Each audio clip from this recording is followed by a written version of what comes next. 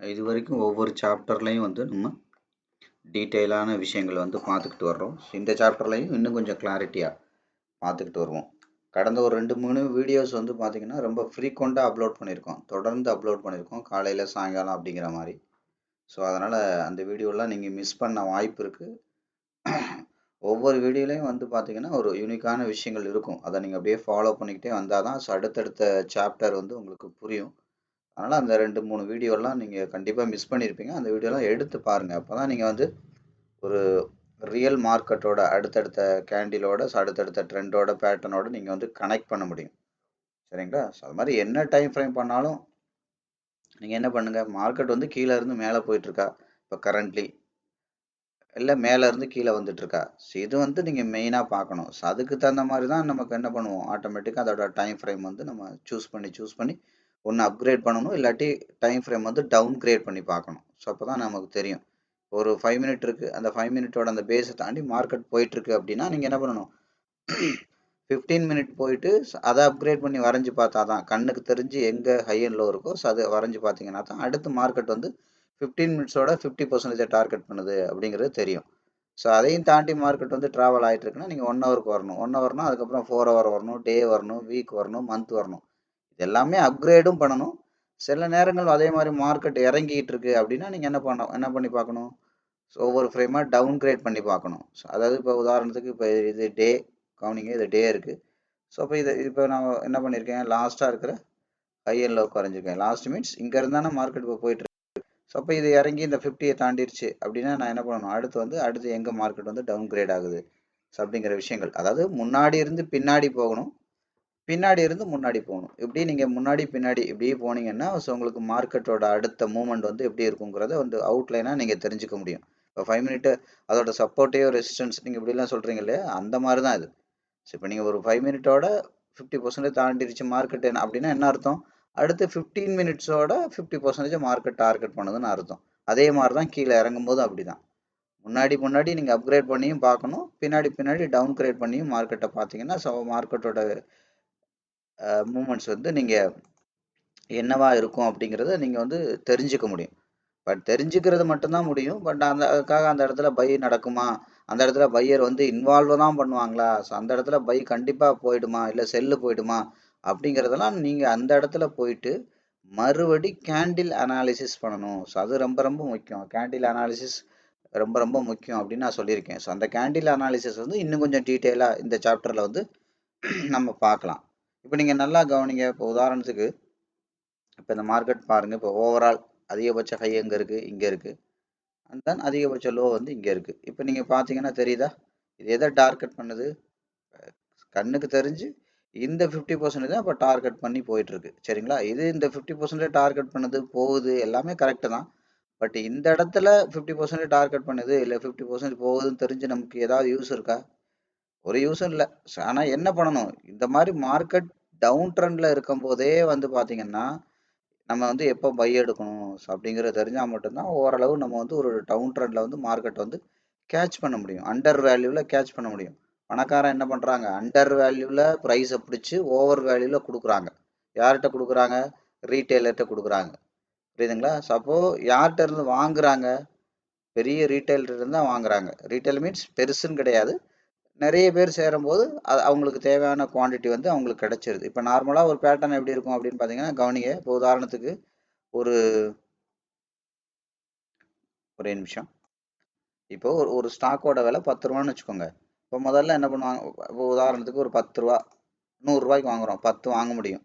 சரி, அதை வித்துடுறாங்க ஒரு ரூபா லாபத்தில். அப்போ எவ்வளோ ஆகும், 110 ஆகும். மறுபடியும் என்ன ஆகும், அண்டர் வேல்யூக்கு வரும்போது இப்போ 10 ரூபாய்க்கு 100 ரூபாய்க்கு 10 வாங்கணும் இல்லையா, இப்போ 110 ரூபா இருக்குது, 11 நடக்கும். அதுக்காக இப்படி முழு காசையும் போடுவாங்கன்னு நினைக்காதீங்க, ஜஸ்ட் உங்களோட இமேஜினேஷனுக்காக நான் சொல்கிறேன். இப்போ என்ன ஆயிடுச்சு, 11 வாங்கிட்டு இப்போ என்ன பண்ணாங்க, ஒரு 130 ரூபாய்க்கு விற்கிறாங்க. மறுபடியும் என்ன பண்ணுவாங்க, மறுபடியும் அண்டர் வேல்யூக்கு வரும்போது இப்போ ஒரு 13 வாங்குவாங்க. இப்போ 13 வாங்கி என்ன பண்ணுவாங்க, 170க்கு விற்பாங்க. நான் தான் சொல்லியிருக்கேன், ஒவ்வொரு தடவையும் இந்த பையரோட இன்வால்மெண்ட் வந்து ஜாஸ்தியாகிட்டே இருக்கும்.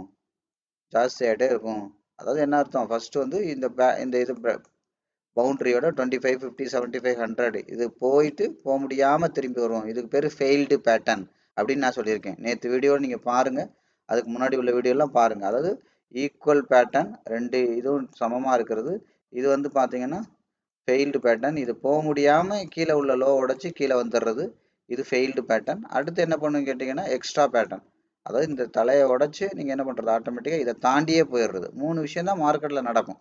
ஒன்று வந்து பார்த்தீங்கன்னா ஈக்குவலாக போகும். இன்னொன்று வந்து பார்த்தீங்கன்னா இதை போக முடியாமல் மேலே போய் எங்கேருந்து செல்லர் கொண்டு வந்தாங்களோ திரும்ப பையர் அங்கே போக முடியாமல் நடக்கும். அப்போ இந்த லோவே உடச்சி செல்லர் கயிறு இழுக்கிற போட்டு இழுத்து இங்கே கொண்டு வந்துடுவாங்க. ஏற்கனவே செல்லர் இங்கே இழுத்தாங்க, இப்போ பையர் ட்ரை பண்ணாங்க, இவங்களை தாண்டி இழுக்க முடியல, இப்போ மறுபடியும் செல்லர் இழுத்துட்டு வந்துட்டாங்க. இதுக்கு பேர் தான் என்னது, ஃபெயில்டு. சரி, இப்போ செல்லர் இவ்வளோ தூரம் கொண்டு வந்துட்டாங்க, பையர் என்ன பண்ணுவாங்க, இங்கே இழுத்து இவங்க ஏற்கனவே பையர் இதுக்கு முன்னாடி ஏதாவது நடந்திருக்கும் இல்லையா, அதெல்லாம் தாண்டியே இழுத்துட்டு போயிடுவாங்க. அதுதான் வந்து பார்த்தீங்கன்னா எக்ஸஸ் பேட்டர்ன்.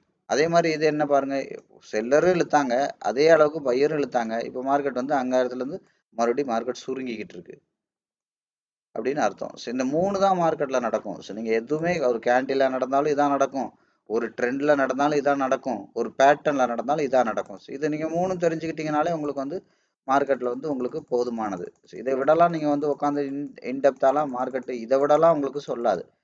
ஸோ அப்போ அதே மாதிரி தான் மார்க்கெட் வந்து என்ன நடந்துட்டு இருக்கு, கீழே இருந்து போகிற மார்க்கெட் வந்து அடுத்து எங்கே போகுது அப்படிங்கிறத டீட்டெயிலாக நீங்கள் பார்க்க முடியும். ஸோ டீட்டெயிலாக மீன்ஸ் என்னென்னா, இப்போ நான் கொஞ்ச நேரத்துக்கு முன்னாடி சொன்னேன், அப்போ இந்த ஹையர் லோ குறைஞ்சிருக்கும் அப்படின்னா மார்க்கெட் இவ்வளோ தூரம் வந்துருச்சு. இங்கேருந்து வந்ததை கவனிங்க, இங்கேருந்து செல்லர் இழுத்து இது வரைக்கும் கொண்டு வந்திருக்காங்க. இப்போ பையர் இழுத்துட்டு போகிறாங்க. அப்போ பையர் எது வரைக்கும் இழுக்க வாய்ப்பு இருக்குது, அப்போது இந்த 50% வாய்ப்பு இருக்குது. அப்போ அந்த 50% போயிட்டு வாய்ப்பு இருக்குன்னா இன்னும் மேலே போகுமா கீழே போகுமா, அங்கே அந்த கேண்டில் போனவுடனே அங்கே கேண்டில் அனாலிசிஸ் இன்னும் கொஞ்சம் டெப்த்தாக நீங்கள் பண்ணீங்கன்னா உங்களுக்கு மார்க்கெட் தெரிஞ்சிடும். அதாவது மார்க்கெட் வந்து செட்டில் ஆகுதான்னு பார்க்கணும். இது ரொம்ப ரொம்ப முக்கியம். செட்டில் ஆகுதா அப்படின்னு பார்க்கணும். செட்டில் ஆகுதா, செட்டில் மீன்ஸ் என்ன, செட்டில்மெண்ட் முடிக்கணும் அப்படிலாம் நம்ம சொல்கிறோம் இல்லையா, அப்படின்னா என்ன அர்த்தம், உங்களுக்கு ஏதாவது கொடுக்க வேண்டியது இருக்குது, பாக்கியெல்லாம் இருக்குது அப்படின்னா அதை கொடுத்து முடிக்கிறதானே செட்டில்மெண்ட்டு. அது ஒன்று. இல்லாட்டி யாருக்காவது நம்ம ஏதாவது கொடுக்கணும், இல்லை பூர்வீக சொத்துக்கள்லாம் இருக்குது, அப்போ அதெல்லாம் என்ன பண்ணிடுறாங்க, ஆட்டோமேட்டிக்காக அடுத்து யாராருக்கு சேரணுமோ அவங்கள்ட்ட கன்வெர்ட் பண்ணி விடுறாங்களே, அவங்க இதெல்லாம் நீங்கள் பச்சுக்கப்பா, இதெல்லாம் உனக்கு, இதெல்லாம் உனக்கு, இதெல்லாம் உனக்குன்னு கொடுக்குறாங்களே, அதுக்கு பேர் தான் செட்டில்மெண்ட்னு சொல்கிறோம். புரியுதுங்களா? அதே மாதிரி தான் ஒரு அப்பாவோட சொத்து பிள்ளைக்கு வருது அப்படின்னா அவர் அதுக்கு பேர் இனாம் செட்டில்மெண்ட். அதாவது என்னன்னா, அவர் சட்டப்படி அவர் வாரிசா இருக்கிறனால என்ன பண்ணுவாங்க, ஆட்டோமேட்டிக்காக அதை பத்திரமா பதியாமலே அது ஒரு இனாம் செட்டில்மெண்ட்டாக அவங்களுக்கு கொடுத்துடலாம். அந்த செட்டில்மெண்ட்டை இனாமா கொடுக்குறாங்க, சும்மா கொடுக்குறாங்க. ஏன், அவரோட புள்ள அப்படிங்கிறதுனால. ஸோ அதே மாதிரி தான் மார்க்கெட் வந்து முதல்ல செட்டில் ஆகுதா அப்படின்னு பார்க்கணும். இப்படி வந்துகிட்டே இருக்க கேண்டில் வந்து வந்துகிட்டே இருக்காது, ஒரு இடத்துல செட்டில் ஆகும். ஸோ அதை எப்படி பார்க்கறது அப்படிங்கிறத டீட்டெயிலாக பார்க்கலாம். ஸோ அப்போ மார்க்கெட் வந்து ஓவரால் வரைஞ்சிங்கன்னா அடுத்து எதை நோக்கி போகுது அப்படிங்கிறது உங்களுக்கு தெரியும். எதை நோக்கி போகுது அப்படிங்கிறது தெரியும். நான் ஏற்கனவே சொன்ன மாதிரி இப்போ இங்கேருந்து பை சைடு போயிட்டு இருக்கு அப்படின்னா இந்த 50% போன உடனே மறுபடியும் என்ன பண்ணலாம், இங்கேருந்து ட்ராப் பண்ணி இப்போ என்ன பண்ணக்கூடாது, மார்க்கெட்டு இந்த 50% தாண்டி விற்க வைக்கலாம், பாடி வைக்கக்கூடாது. வச்சதுன்னா என்ன ஆகும், இதோட பேசிக்கே வந்துடும். அதாவது என்ன அர்த்தம், பையரோட கான்ஃபிடென்ட் குறையுதுன்னு அர்த்தம், செல்லரோட கான்ஃபிடென்ட் அதிகமாயிடும்னு அர்த்தம். பையரோட கான்ஃபிடென்ட் குறைஞ்சாலே ஆட்டோமேட்டிக்காக செல்லரோட கான்ஃபிடென்ட் அதிகமாகும். ரெண்டும் ஒரே நேரத்தில் இருக்க முடியாது. அப்படி இருந்துச்சுன்னா அதுக்கு பேர் ஈக்குவல் ஃபைட் நடக்கும். அந்த மாதிரி டைம்ல தான் மார்க்கெட் வந்து ரொம்ப சுருங்கும், மார்க்கெட் வந்து ஓ பேட்டர்ன்லாம் போட ஆரம்பிக்கும். புரியுதுங்களா? அதாவது பையரோட கண்ட்ரோல்ல இருந்து மார்க்கெட் என்ன ஆகும், செல்லரோட கண்ட்ரோலுக்கு வந்துடும். சரியா? இப்போ நம்ம டீட்டெயிலாக நான் ஏற்கனவே சொன்ன மாதிரி இந்த ஒரு ஒரு பர்டிகுலர் கேண்டில்ல, புரியுதுங்களா, ஸோ அது எப்படி செட்டில் ஆகுது அப்படின்றத பார்ப்போம். முதல்ல இப்போ இதே நம்ம என்ன பண்ணுவோம் கவனிங்க, இதையே நம்ம என்ன பண்ணோம், இந்த இடத்துல இங்கே வந்திருக்கு. நான் ஏற்கனவே சொல்லியிருக்கேன் அடுத்த 3 கேண்டில்ல, இப்போ அடுத்த 3 கேண்டில்ல வந்து பார்த்தீங்க அப்படின்னா கவனிங்க, அடுத்த 3 கேண்டில்ல மார்க்கெட் வந்து இந்த லோவை தாண்டி உடைக்காம மேலே இன்சைட் கேண்டில் வச்சது அப்படின்னா நமக்கு என்ன நடக்கும், மார்க்கெட் வந்து பையரோட கண்ட்ரோலில் வர்றதுக்கு வாய்ப்பு இருக்குது அப்படிங்கிறத பார்த்தோம் முன்னாடி வீடியோல. அதுக்கு முன்னாடி வீடியோல என்ன பார்த்தோம், இது கரண்ட் கேண்டில், இது ப்ரீவியஸ் கேண்டில். இந்த ப்ரீவியஸ் கேண்டிலோட பாடி விக்கு எங்கே இருக்கோ, ஸோ அதை தாண்டி அடுத்த 3 கேண்டிலுக்குள்ள பையர் போயிட்டாங்க அப்படின்னா மார்க்கெட் வந்து பையரோட கண்ட்ரோலில் வர்றதுக்கு வாய்ப்பு இருக்குன்னு அர்த்தம். இதை தாண்டி மேலே போயிட்டாங்கன்னா கீழே இருக்கிற அந்த பாடி விக்க உடைக்கிறதுக்கு வாய்ப்பு வந்து ரொம்ப குறைவுன்னுலாம் பார்த்தோம். ஸோ இது நிறைய இடத்துல நடந்திருக்கு, இது கண்டிப்பாக நடக்கும். ஏன்னா மார்க்கெட்டை ஒவ்வொன்றா ரீட் பண்ணணும். எப்போவுமே ஒரு current market analysis, previous market analysis ரெண்டும் பண்ணிங்கன்னா அடுத்து ஒரு 3 கேண்டில் அளவுக்கு மார்க்கெட்டோட மூவ்மெண்ட் எப்படி இருக்குது அப்படிங்கிறத தெரிஞ்சுக்கலாம். அப்போ இது பாருங்கள், இங்கே வரைக்கும் வந்திருக்கு. அப்போ ப்ரீவியஸ் கேண்டிலோட பாடி விக்கு எங்கே இருக்குது, இங்கே இருக்குது. அப்போ இது 1, இது 2, இது 3. அடுத்த 3 கேண்டில் மார்க்கெட்டோட பையரோட இன்வால்மெண்ட் இங்கே அளவுக்கு இருந்துச்சுன்னா மறுபடியும் இந்த லோவை உடச்சி புதுசாக பாடி விக்கு வைக்கிறதுக்கான ப்ராபபிலிட்டி ரொம்ப கஷ்டம். அப்படி ஏன், செல்லர் கையிலேருந்து பையர் கைக்கு மார்க்கெட் ஆயிரும், அந்த கண்ட்ரோல் அவங்களுக்கு மாறிடும். அதாவது பையரோட கான்ஃபிடென்ட் அதிகமாகிடும், அப்போ செல்லரோட கான்ஃபிடென்ட் குறைஞ்சிரும்னு அர்த்தம். இதுன்னா அதுக்கு ஜஸ்ட் ஆப்போசிட் தானே, அதே தான். ஸோ அதை தான் நம்ம என்ன கொஞ்சம் பார்க்க போகிறோம். இதை கரண்ட் கேண்டில் எப்படி நம்ம அனலைஸ் பண்ணுறது அப்படிங்கிறது கொஞ்சம் டெப்த்தாக நம்ம பார்க்கலாம். ஸோ அப்போ முதல்ல மார்க்கெட் வந்து அவுட்லைனாக முதலுக்கு தெரியணும். இங்கேருந்து இங்கே வருது. இப்போ பையர் வந்து இங்கேருந்து அதோட 50% டார்கெட் நோக்கி போயிட்டு இருக்காங்க. அப்போ நீங்கள் என்ன பண்ணணும் எப்பவுமே, இப்போ கொஞ்ச நேரத்துக்கு முன்னாடி previous candle current candle analysis எப்படி பண்ணுறதுன்னு சொன்னேன்.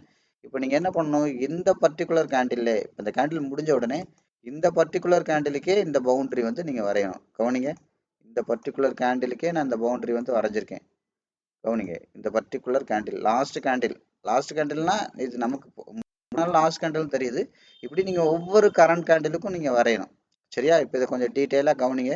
ஒவ்வொரு கரண்ட் கேண்டிலுக்கும் வரைஞ்சி அந்த ஒவ்வொரு கேண்டிலாக நீங்கள் அனலைஸ் பண்ணி பாருங்கள். இங்கே இந்த கேண்டிலோட ஹை அண்ட் லோவுக்கு நான் வரைஞ்சிருக்கேன். இப்போ இந்த கேண்டிலோட க்ளோசிங் ப்ரைஸே எங்கே இருக்குது? இந்த 50% லைனை தாண்டி இருக்குது. 1 புரிஞ்சுங்களா? 1 அதாவது என்ன அர்த்தம், இது ப்ரீவியஸ் கேண்டில் இங்கே இருக்குது, இதை தாண்டி இனி க்ளோசிங் வைக்குமா எனக்கு தெரியாது, என்ன நடக்கும் தெரியாது, பையர் செல்லரோட இன்வால்மெண்ட் என்னவா இருக்கும் எனக்கு தெரியாது. சரிங்களா? அப்போ என்ன கரண்ட் கேண்டில் நம்ம கொஞ்சம் கொஞ்சமாக அனலைஸ் பண்ணுறோம். அப்போ இந்த கரண்ட் கேண்டிலே இந்த 50%க்கு மேலே இருக்குது. இது 1 ரைட்டா? சரி, அப்போ அடுத்தடுத்த கேண்டில் என்ன பண்ணக்கூடாது? இந்த கரண்ட் கேண்டில் இருக்குன்னா அடுத்தடுத்த கேண்டில் என்ன பண்ணக்கூடாது? இந்த 50% தாண்டி வெளியில் விக்கு வைக்கலாம், பாடி வைக்கக்கூடாது. பாடி வச்சா என்ன ஆகும்? செல்லர் கான்ஃபிடென்ட் ஆயிடுவாங்க. ஓ இழுக்க ஆரம்பிச்சாச்சு அப்படின்றதுனால செல்லர் கான்ஃபிடென்ட் ஆனால் என்ன பண்ணுவாங்க, மார்க்கெட் வந்து அவங்களுக்கு ஃபேவராக கீழே கீழே கீழே கீழே இழுத்துட்டு போயிடுவாங்க. அப்போ இதை தாண்டி விக்கு வைக்கலாம், பாடி வைக்கக்கூடாது. விக்குங்கிறது எப்போவுமே என்ன அர்த்தம், கீழே இருக்கிற விக்கு பையருக்கு சொந்தம், மேலே இருக்கிற விக்கு செல்லருக்கு சொந்தம். அப்படி ஞாபகம் வச்சுக்கோங்க. அதாவது ஆப்போசிட் கலர்னு நீங்கள் ஞாபகம் வச்சுக்கிறத விட ஈஸியாக அப்படி ஞாபகம் வச்சுக்கலாம். எப்போவுமே கீழே இருக்கிற விக்கு வந்து பையருக்கு சொந்தம். இந்த கேண்டில் பாருங்கள், இது பச்சை கலர் கேண்டில் தான். கீழே இருக்கிற கேண்டில் பையருக்கு சொந்தம். இது பாருங்க, பச்சை கலர் கேண்டில் தான். மேலே இருக்க விக்கு செல்லருக்கு சொந்தம், மேலே இருக்க விக்கு செல்லருக்கு சொந்தம், கீழே இருக்கிற விக்கு பையருக்கு சொந்தம். இப்படி ஞாபகம் வச்சுக்கோங்க, உங்களுக்கு இது ஈஸியாக இருக்கும். இந்த மாதிரி முக்கியமான விஷயங்கள்லாம் வரும்போது அதை நீங்கள் தெரிஞ்சு வச்சுக்கோங்க, குறிச்சு கூட வச்சுக்கோங்க. பட் என்ன, முழுசாக தெரியாமல் ட்ரேடில் இறங்கிறாதீங்க. அது ரொம்ப ரொம்ப முக்கியம். நான் ஒவ்வொரு தடையும் சொல்கிறது தான். முழுசாக கற்றுக்காமல் முழுசாக தெரிஞ்சுக்காமல் பண்ணாதீங்க.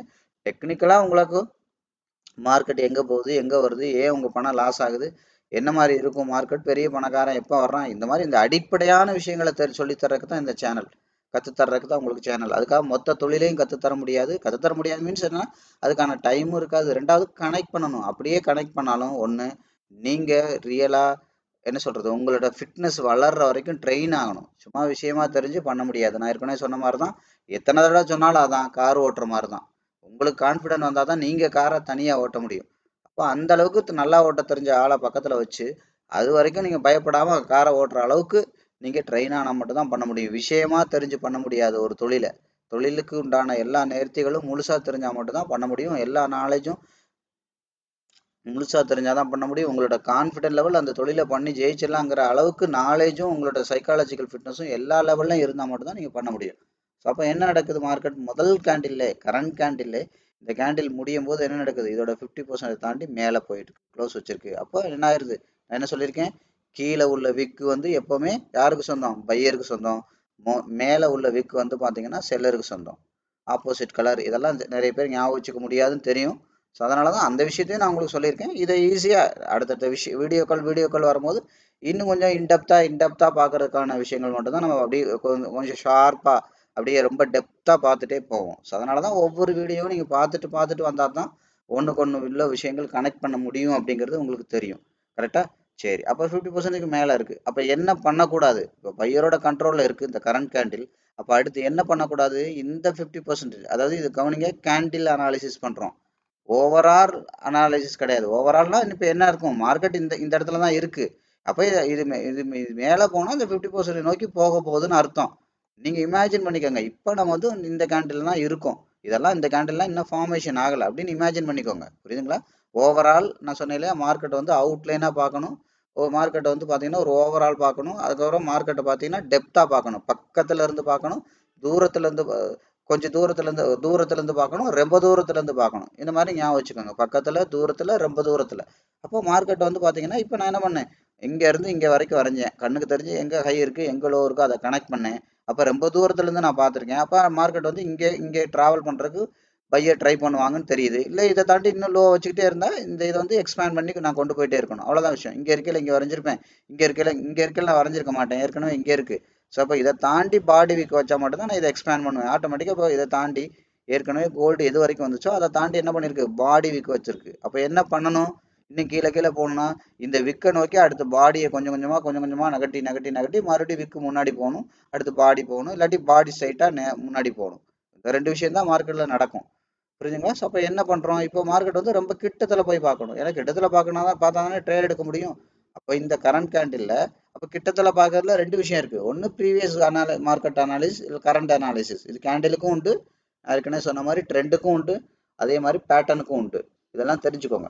அப்போ ப்ரீவியஸாக பார்க்கும்போது இதோட ப்ரீவியஸ் கேண்டில் செல்லர் எது வரைக்கும் கொண்டு வந்திருக்காங்க, இந்த ஏரியா வரைக்கும் கொண்டு வந்திருக்காங்க. அப்போ இதை தாண்டி பையர் கொண்டு போனாங்கன்னா மார்க்கெட் வந்து பையரோட கண்ட்ரோலுக்கு வருது அப்படின்னு அர்த்தம். அடுத்த 3 கேண்டிலுக்குள்ள ஒரு ப்ரீவியஸ் கேண்டில் அளவுக்கு ஆகுது பையரோட இன்வால்மெண்ட் இருக்கணும் அப்படிங்கிறது. அப்போ இன்னும் மார்க்கெட்டை இன்னும் க்ளோஸாக பார்க்கறதுக்கு தான் கரண்ட் மார்க்கெட் அனாலிசிஸ். அது போக எப்பவுமே வந்து பார்த்தீங்கன்னா ப்ரீவியஸை விட கரண்ட்டுங்கிறது இன்னும் கொஞ்சம் கிளாரிட்டியாக வேலை செய்யும் அப்படின்லாம் நான் சொல்லியிருக்கேன் பழைய வீடியோவில். ப்ரீவியஸ் மார்க்கெட்டுங்கிறது எப்பவுமே ஒரு 30% நம்பகத்தன்மை உள்ளது. கரண்ட் மார்க்கெட் அனாலிசிஸ் தான் எப்பவுமே 70% நம்பகத்தன்மை இருக்குது. ஸோ அதனால் அது ரொம்ப முக்கியம் அப்படின்னு சொல்லியிருக்கேன். அப்போ இந்த கரண்ட் கேண்டிலை நம்ம அனலைஸ் பண்ணும்போது கவனிங்க, இதை 50% தாண்டி தான் மேலே க்ளோசிங் இருக்குது. இந்த ஹை அண்ட் லோ இருக்கும். இந்த கேண்டில் முடிஞ்ச உடனே தான் அனலைஸ் பண்ணணும். கரெக்டா? சரி, அடுத்து என்ன பண்ணக்கூடாது, அப்போ அடுத்தடுத்த கேண்டில்ல பையரோட நகர்வுகளை எதிர்க்கக்கூடாது. இந்த 50% தாண்டி கீழே இருக்கக்கூடாது. விக் இருக்கலாம், பாடி இருக்கக்கூடாது. விக்குங்கிறது என்ன, கீழே இருந்தா பையருக்கு சொந்தமானது. அப்போ கீழே இருக்கிற விக்கு யாரோடது, பையரோட தான். அப்போ என்ன நடக்குது, எவ்வளோ தூரம் இருந்தாலும் பையர் தான் ஸ்ட்ராங்காக இருக்காங்கன்னு அர்த்தம். பாருங்க, இப்போ கீழே இருக்கிற விக்கு யாருக்கு, பையரோடது. இப்போ பாருங்க, இந்த மேலே இருக்கிற விக்கு யாரோடது, செல்லருக்கு. செல்லர் தான் ஸ்ட்ராங்காக இருக்காங்க, அதனால தான் செல்லிங் போட்டிருக்கு. அந்த மாதிரி ஒவ்வொரு விஷயமும் நீங்கள் பார்த்தீங்கன்னா தெரியும். Buyer seller. அப்போ இது இது பார்த்தீங்கன்னா தெரியும், இது வந்து கீழே கீழே இருக்காங்க, மேலே இருக்காங்க. அப்படின்னா என்ன அர்த்தம், பையரும் ஸ்ட்ராங்காக இருக்காங்க, செல்லரும் ஸ்ட்ராங்காக இருக்காங்க. இன்டிசிஷன் கேண்டில் அப்படின்னு சொல்லுவாங்க. இன்டிசிஷன்னா முடிவே எடுக்க முடியாத கேண்டில். நீயா நானான் இருக்காங்க, அந்த எல்கை கோட்லேயே இருக்காங்க. நடுவில் ஒரு பவுண்டரி இருக்கும் இல்லையா, அந்த கபடியில் பார்த்தீங்கன்னா தெரியும், நடுவில் இருக்கல அந்த எல்கை கோட்லேயே கயிறு இழுக்கிறவர் இருக்காங்க. ஒன்று இந்த பக்கமும் போகல, அந்த பக்கமும் போகல, மேலேயும் ஈக்குவலாக விக்கு இருக்கு, கீழேயும் ஈக்குவலாக விக்கு இருக்குன்னா இது இன்டிசிஷன் கேண்டில். அதாவது கடுமையான அந்த இடத்துல ஒரு ஒரு டிசிஷன் எடுக்க முடியாமல் பெரிய பையர் செல்லரோட ஃபைட்டு ஈக்குவலாக இருக்குது அப்படின்னு அர்த்தம். ஸோ அப்போ என்ன நடக்கக்கூடாது, இந்த பர்டிகுலர் கேண்டில் இந்த 50% லைனை தாண்டி கீழே விக்கு வைக்கலாம். ஏன்னா அது பையருக்கு சொந்தம். அப்போ பை ட்ரெண்டில் இருக்கு, பையரோட கண்ட்ரோலில் இருக்குது. அப்போ இது மறுபடியும் இன்னும் கீழே போகக்கூடாதுன்னா என்ன பண்ணக்கூடாது, இந்த லாஸ்ட் கேண்டிலோட லோவை தாண்டி, ஐ மீன் இந்த 50% லைனை தாண்டி இன்னும் லோ வைக்கக்கூடாது. வச்சுதுன்னா செல்லரோட கான்ஃபிடென்ட் அதிகமாகும், இந்த பேஸுக்கு வருவாங்க. அப்போ இதை தாண்டி மறுபடியும் லோ வச்சா செய்யரோட கான்ஃபிடென்ட் இன்னும் ஜாஸ்தியாகும். அடுத்த ஃப்ரேம், அடுத்த ஹையர் டைம் ஃப்ரேம் அப்கிரேட் பண்ணணும்னு நான் சொன்னேன் இல்லையா, அப்கிரேட் பண்ணணும், டவுன் கிரேட் பண்ணணும். அடுத்த ஃப்ரேம்னா என்னது, அடுத்து ஒரு ஒரு ஒரு டேயோடது இல்லை வீக்கோடதெல்லாம் இருக்குன்னா, ஸோ அதோட 50% லைன் எங்கே இருக்கோ அங்கே மார்க்கெட்டை வந்து கொண்டு போகிறதுக்கு வந்து ட்ரை பண்ணுவாங்க அப்படின்னு அர்த்தம். சரியா? அப்போ இந்த 50% லைன் இந்த இப்போ 2வது கேண்டிலுக்கு வாங்க. இப்போ 2வது கேண்டிலும் முடியட்டும். இப்போ 2வது கேண்டில் அனலைஸ் பண்ணுங்க. இப்போ என்ன நடந்திருக்கு, ஆட்டோமேட்டிக்காக 2வது கேண்டில் இந்த முதல் கேண்டிலோட ஹை அண்ட் லோவை தாண்டி இன்சைட் கேண்டிலாக தான் வச்சிருக்கு. என்ன வச்சிருக்கானா, நமக்கு வந்து இந்த 50% லைனை தாண்டி லைனுக்கு மேலே தான் க்ளோஸ் வச்சிருக்கு. அப்போ 2வது டைமும் முதல் கேண்டில் படியும் பையரோட கண்ட்ரோலில் தான் மார்க்கெட் இருக்கு, 2வது டைமும் பையரோட கண்ட்ரோலில் தான் மார்க்கெட் இருக்கு. பையர் வந்து ஸ்ட்ராங்காக இருக்காங்க அப்படிங்கிறத கன்ஃபார்ம் பண்ணுது. சரியா? அடுத்து என்ன பண்ணுங்க, அடுத்து வந்து பார்த்தீங்கன்னா இந்த பர்டிகுலர் கேண்டிலுக்கு வரீங்க, இந்த பர்டிகுலர் கேண்டிலுக்கு வரீங்க. இப்போ என்ன பண்ணியிருக்கு, இங்கே இருந்தால் 50% இங்கே வந்திருக்கு. அப்போ என்ன பண்ணக்கூடாது, அடுத்து இந்த 50% முதல்ல உடைக்கக்கூடாது. உடைச்சுன்னா இதோட பேசிக்கே வந்துரும்னு அர்த்தம். அப்போ மார்க்கெட் வந்து இன்னும் கொஞ்சம் டெப்த்தாக க்ளோஸாக வாட்ச் பண்ணுறோம். அப்போ என்ன நடந்திருக்கு, அடுத்த கேண்டில் இங்கே வரக்கூடாது. அடுத்து என்ன பண்ணியிருக்கு மார்க்கெட் பார்த்தீங்கன்னா, நான் ஏற்கனவே சொன்னேன், ப்ரீவியஸ் கேண்டிலோட அந்த பவுண்டரியை தாண்டி பையர் வந்து புஷ் பண்ணியிருக்காங்க. ஆனால் என்ன சொல்லியிருக்கேன்னா, கேண்டில் மட்டும் வச்சிருக்கு. அப்போ கேண்டில்னா என்ன அர்த்தம், மேலே இருக்கிற கேண்டிலுக்கு யாருக்கு சொந்தம், மேலே இருக்கிற கேண்டில் எப்போவுமே செல்லருக்கு சொந்தம். செல்லர் ஸ்ட்ராங்காக இருக்காங்கிறத காட்டுது. மேலே விக்கு வந்துச்சுன்னா செல்லர் ஸ்ட்ராங்காக இருக்காங்கன்னு அர்த்தம். ஒரு கேண்டில்ல கீழே விக்கு வந்துச்சுன்னா பையர் ஸ்ட்ராங்காக இருக்காங்கன்னு அர்த்தம். அப்போ இது மொத்தத்தையும் எப்படி பார்க்கணும், பாடி பெருசாக இருக்கா விக்கு பெருசாக இருக்கான்னு முதல்ல பார்க்கணும். அப்போ பாடி பெருசாக இருந்து விக்கு கீழே இருக்கிற விக்கு சின்னதாக இருந்தால் இன்னும் மார்க்கெட் வந்து செல்லரோட கண்ட்ரோலில் தான் இருக்குது அப்படின்னு அர்த்தம். அது பச்சை கலராக இருந்தால் ஓகே, மேபி பையரோட கண்ட்ரோலில் ஓவரால் மார்க்கெட் அந்த கேண்டிலுமே பையரோட கண்ட்ரோலில் இருக்குன்னு அர்த்தம். அப்போ இந்த மாதிரி பாடி, அதனால் ஏற்கனவே சொன்னேன், பாடி சிகப்பு கலராக இருந்தால் விக்குங்கிறது ஆப்போசிட் கலரு. இப்போ இந்த கேண்டில் பாருங்கள், பாடியும் பச்சை கலரு, விக்கு என்ன அர்த்தம்? கீழே இருக்கிற விக்கு பையருக்கு சொந்தம், பாடியும் பையரோட கண்ட்ரோல்ல தான் இருக்கு. அப்போ இந்த முழு கேண்டில் வந்து பையரோட கண்ட்ரோல்ல தான் இருக்கு. அப்போ அடுத்த கேண்டில் வந்து இன்னும் பையர் மேலே கொண்டு போறதுக்கான வாய்ப்பு இருக்கு அப்படின்னு அர்த்தம். இந்த கேண்டிலோட 50% இங்க இருக்கு. இதை உடைக்கல அப்படின்னா இன்னும் மேலே போறதுக்கு தான் வாய்ப்பு இருக்கு அப்படின்னு அர்த்தம். இந்த கேண்டில் எடுத்துக்கங்க. கீழே இருக்கிற விக்கு பையருக்கு சொந்தம், ஆனா பாடி சிகப்பு கலர்ல இருக்கு. சரியா? ஓகே. ஆனா என்ன பார்க்கணும்? பாடியோட ஹையல்லோ இதோட மொத்தம் எத்தனை பாயிண்ட் அப்படிங்கிறத பார்க்கணும். இந்த விக்கு எத்தனை பாயிண்ட்ங்கிறத பார்க்கணும். அப்போ பாடிங்கிறது ஒரு 30 பாயிண்ட்னு வச்சுக்கோங்க. ஒரு உதாரணத்துக்கு தான் சொல்றேன். இது துல்லியமா நான் சொல்லலை. ஒரு 30 பாயிண்ட்னா விக்கு வந்து இப்போ 70 பாயிண்ட் இருக்கு. அப்போ பையரோட கண்ட்ரோல்ல 70 பாயிண்ட் இருக்கு, செல்லரோட கண்ட்ரோல்ல 30 பாயிண்ட் இருக்கு. அப்போ ஓவரால் என்ன சொல்றது, 40 பாயிண்ட் பையரோட கண்ட்ரோல்ல தான் இருக்கு. ஸோ அப்போ அடுத்த ஒரு 1 or 2 ஹவர்ஸ்க்கு பையரோட கண்ட்ரோல்ல தான் மார்க்கெட் இருக்கிறதுக்கு வாய்ப்பு இருக்கு. இப்படிலாம் எல்லாமே நீங்க அனலைஸ் பண்ணணும். இன்ச் பை இன்ச்சா ஒரு ட்ரேட் எடுக்கிறது சும்மா கிடையாது. எல்லாமே நீங்க அனலைஸ் பண்ணி அந்த இடத்துல புரிஞ்சு ட்ரேட் அட்டன் பண்ணணும். புரியுதுங்களா? இதெல்லாம் இதெல்லாம் வந்து புரிஞ்சு அட்டன் பண்ணணும்.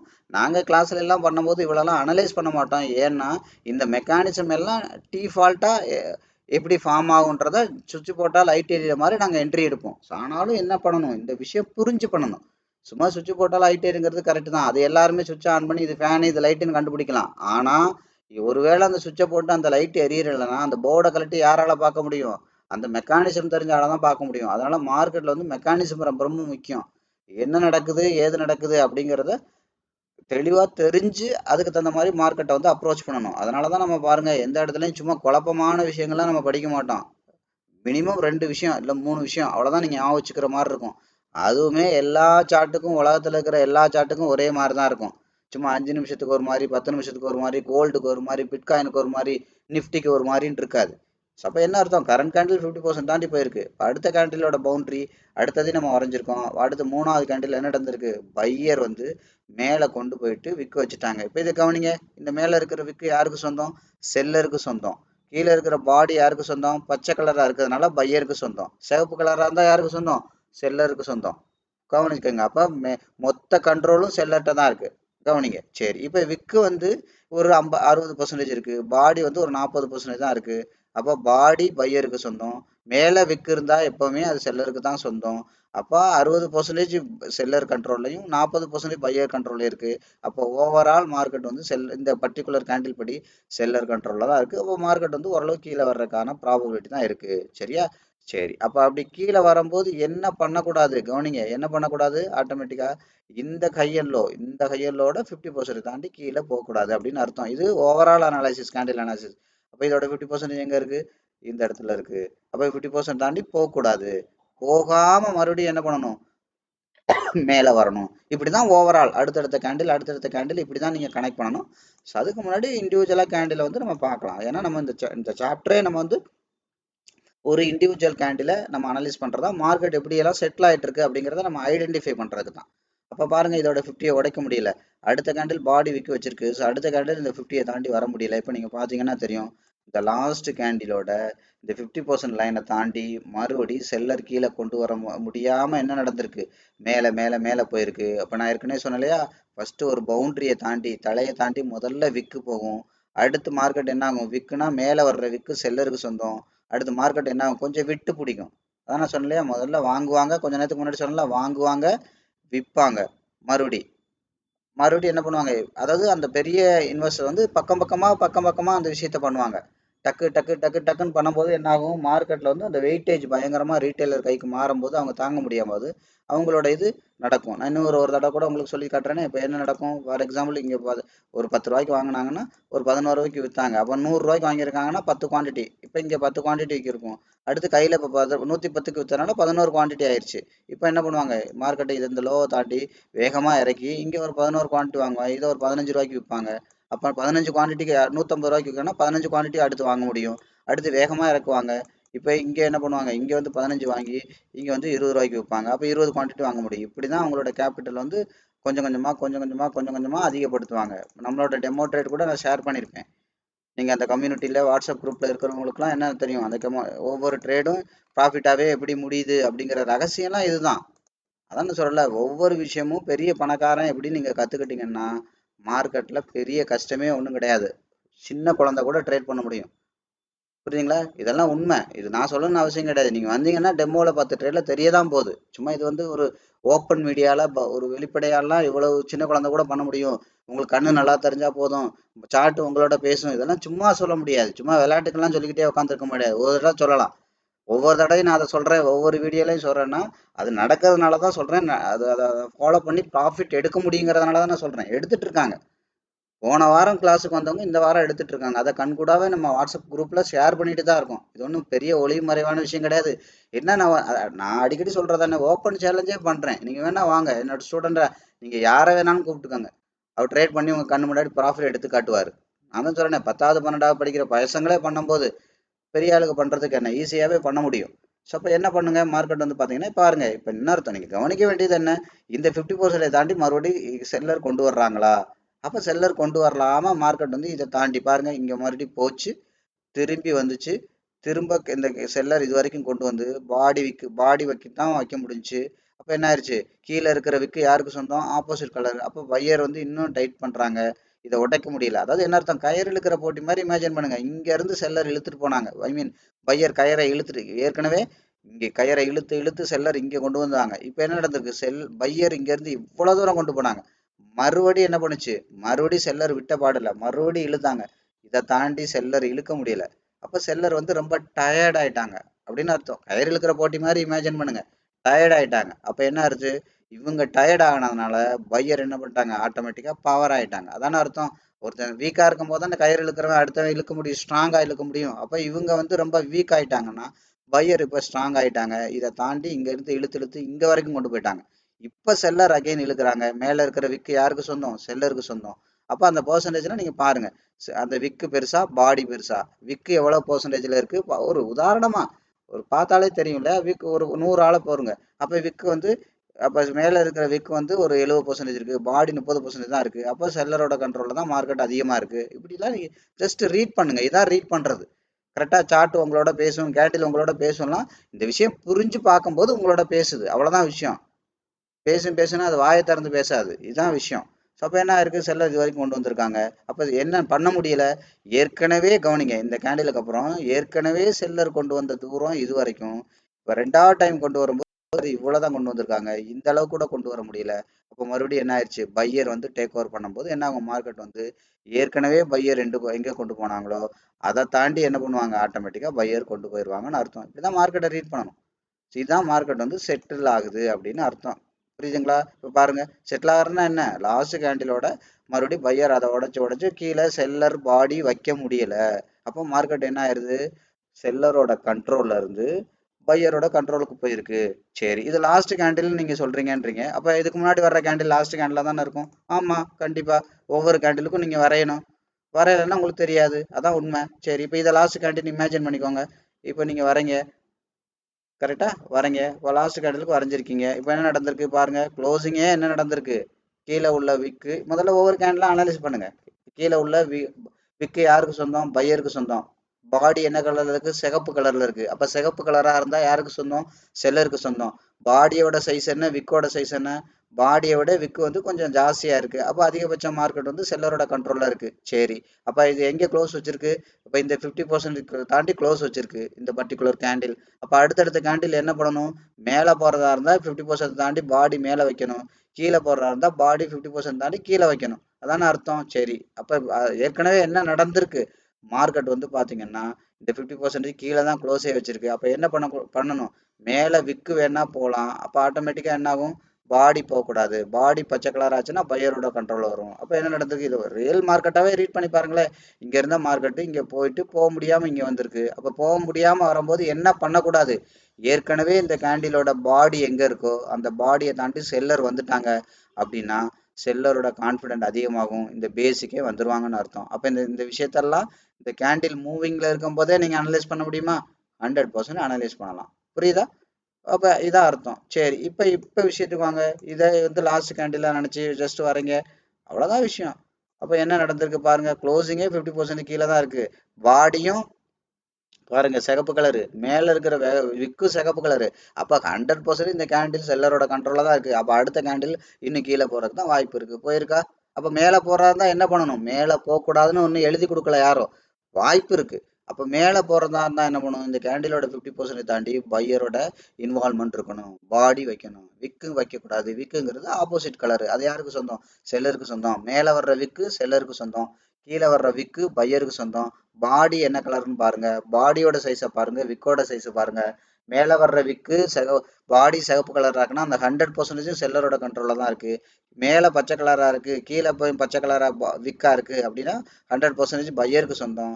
இது ஆப்போசிட்டா இருக்கு அப்படின்னா கவனிங்க, ஆப்போசிட்டா இருக்குன்னா இங்க கவனிங்க, பாடி சிகப்பு கலரா இருக்கு, விக்கும் சிகப்பு கலரா இருக்கு, 100% பையரோட கண்ட்ரோல்ல இருக்கு. இதை கவனிங்க, மேல விக்கு மேல இருக்கு, பாடி பச்சை கலரா இருக்கு. அப்ப என்ன அர்த்தம், விக்கு செல்லருக்கு சொந்தம், பச்சை கலர் பாடி பையருக்கு சொந்தம். ஓவரால் யாருக்கு பெருசா இருக்கு அதெல்லாம் நீங்க பாருங்க. சரியா, இப்ப பாத்தீங்க. அப்ப என்ன நடந்திருக்கு, இதோட க்ளோசிங்கே 50% கீழே தான் இருக்கு. அப்ப பாடியும் ரெட் கலர்ல தான் இருக்கு, விக்கு ரெட் கலர் மேல தான் இருக்கு. அப்ப ரெண்டுமே 100% செல்லருக்கு தான் சொந்தம். அப்ப கீழே வர்றதுக்கான ப்ராபபிலிட்டி இருக்கு.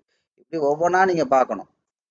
புரியுதா, ஒவ்வொன்றா பார்க்கணும். இதுதான் லாஸ்ட் கேண்டில்லாம் யாருமே சொல்ல முடியாது, ஆனா நாங்க சொல்லுவோம், அது வேற விஷயம். எந்த இடத்துல மார்க்கெட் செட்டில் ஆயிருக்கு, எங்க போகும் எங்க வரும் இதெல்லாம் தெரியும். புரிஞ்சுங்களா. அந்த இடம் வரும்போது என்ன பண்ணணும், கேண்டில் அனாலிசிஸ் பண்ணணும். ஸோ அந்த இடம் வரும்போது வால்யூம் அனாலிசிஸ் பண்ணிட்டு அதுக்கப்புறம் என்ன பண்ணணும், பெரிய பணக்காரன் வந்துட்டானான்னு பார்த்துட்டு தான் நான் என்ன பண்ணணும், ஆட்டோமேட்டிக்காக இது பண்ணணும். அப்போ அது எதில் தெரியும், ப்ரைஸோட மூமெண்ட்லேயே தெரியும். அதனால தான் வால்யூம் சார்ட்டை வந்து யாருமே வந்து தனியாக அனலைஸ் பண்ணுங்க அவசியம் கிடையாது. டெக்னிக்கலுங்கிறது கேண்டில், ஃபண்டமெண்டலுங்கிறது என்னது, வால்யூம். அப்போ ஒரு உடம்பை பார்த்தே அவன் வீக்காக இருக்கானா ஸ்ட்ராங்காக இருக்கானான்னு சொல்ல முடியும் இல்லையா. ஓகே, கண்ணெல்லாம் ஒரு மாதிரியா இருக்கு, நாக்கெல்லாம் ஒரு மாதிரியா இருக்கு, சோர்வா இருக்கு, இது இருக்கு அது இருக்கு, உனக்கு இந்த பிரச்சனை இருக்குப்பா அப்படின்னு சொல்றாங்களா இல்லையா டாக்டர். கண்ணு மஞ்சளா இருக்கு, அதுவா இருக்கும். நாக்குல வெடிப்பு விழுந்திருக்கு, இதுவா இருக்கும். விரலெல்லாம் வெளுத்து போயிருக்கு, இதுவா இருக்கும் அப்படின்னு சொல்றாங்களா இல்லையா. அப்ப கேண்டில வச்சே நீங்க என்ன பண்ணலாம், பையரோட இன்வால்மெண்ட் எப்படி இருக்கு, செல்லரோட இன்வால்மெண்ட் எப்படி இருக்கு, இந்த இடத்துல பெரிய பணக்காரனோட இன்ட்ரெஸ்ட் எப்படி இருக்கு, அதெல்லாம் வெறும் கேண்டில வச்சே பார்க்கலாம். வால்யூம் அனாலிசிஸ் எல்லாம் பண்ணணும் அவசியம் கிடையாது. ஆனாலும் அது தனியாக பண்ணணும். புதுசாக உள்ளவங்க அது தனியாக பண்ண தெரிஞ்சாதான் நீங்கள் அதை வந்து பெர்ஃபெக்டாக பண்ண முடியும். சரியா, அப்போ இப்போ இந்த கேண்டில் எடுத்துக்கோங்க, ஒவ்வொரு கேண்டிலாக எடுங்க, ஒன்றும் பிரச்சனை இல்லை. இதை லாஸ்ட் கேண்டிலாவே நீங்கள் இமேஜின் பண்ணிக்கோங்க, ஒரு தப்பும் கிடையாது. இப்போ இந்த கேண்டில் பாருங்க, இந்த கேண்டில் பாருங்க, முடியட்டும். முடிஞ்சோடனே இந்த ஹையர் 50% இங்கே இருக்கு. கவனிங்க, கீழே இருக்கிற விக்கு யாருக்கு சொந்தம், பையருக்கு சொந்தம். பாடி என்ன கலர்ல இருக்கு, சிகப்பு கலர்ல இருக்கு. அப்போ யாருக்கு சொந்தம், செல்லருக்கு சொந்தம். கரெக்டா, அப்போ செல்லருக்கு சொந்தம். அதிகபட்ச பாடி எவ்வளோ இருக்கு, 90% சிகப்பு கலர் பாடியா இருக்கு, 10% பையரோட விக்கா இருக்கு. அப்போ 80% செல்லரோட கண்ட்ரோல்ல தான் இருக்கு. சரி, ஓகே. அப்போ என்னென்ன கண்ட்ரோல்ல தான் இருக்கு. அப்போ இதுவும் 50% தாண்டி கீழே தான் க்ளோஸ் ஆயிருக்கு. அப்போ அடுத்த ஒரு கேண்டில் அதிகபட்சம் இந்த லோவை தாண்டி கீழே போச்சு அப்படின்னா அக்ரெசிவா இன்னும் ஸ்ட்ராங் ஆகி இந்த கேண்டிலோட கீழே இருக்கிற விக்கை தாண்டி கீழே போச்சுன்னா அவுட் சைட் கேண்டிலாக இருக்க வாய்ப்பு இருக்கு.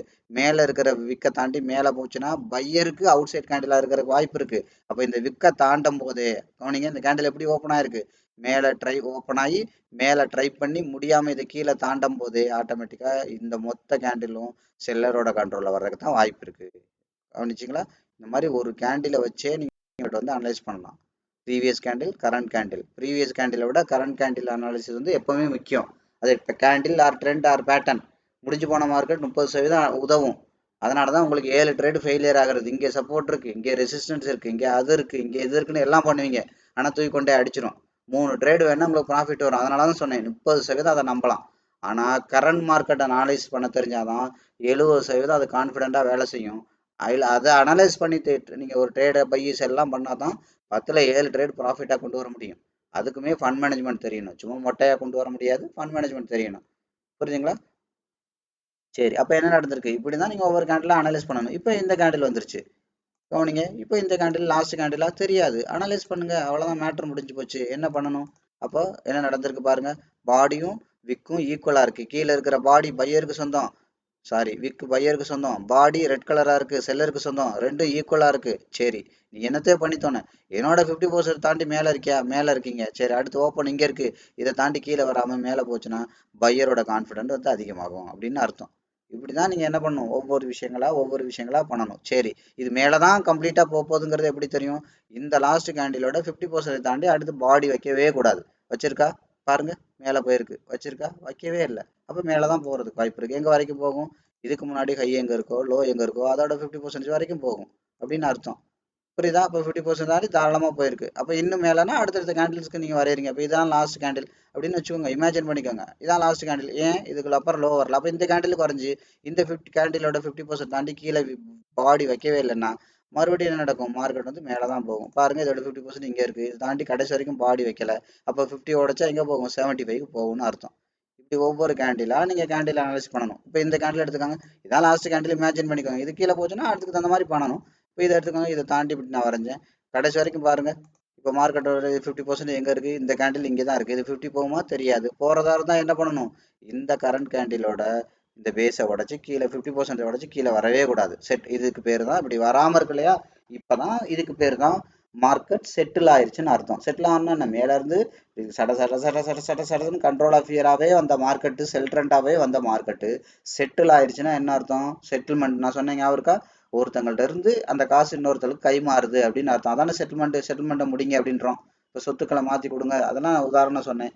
அப்போ என்ன ஆயிடுச்சு? செல்லர் கண்ட்ரோலில் இருந்த மார்க்கெட்டு பையரோட கைக்கு மாறிடுச்சு. டோட்டல் குவான்டிட்டியும் பையர் ரெக்கவரி பண்ணி, பையர்னா யார் பண்ணுவா? பெரிய பணக்காரன் பண்ணுவான். இவ்வளோ வால்யூம்லாம் ரீட்டைல் பண்ண முடியாது. அதான் பாருங்க, இது டே கேண்டில், டேயிலே கண்ட்ரோல் ஆஃப் இயர் போடும்.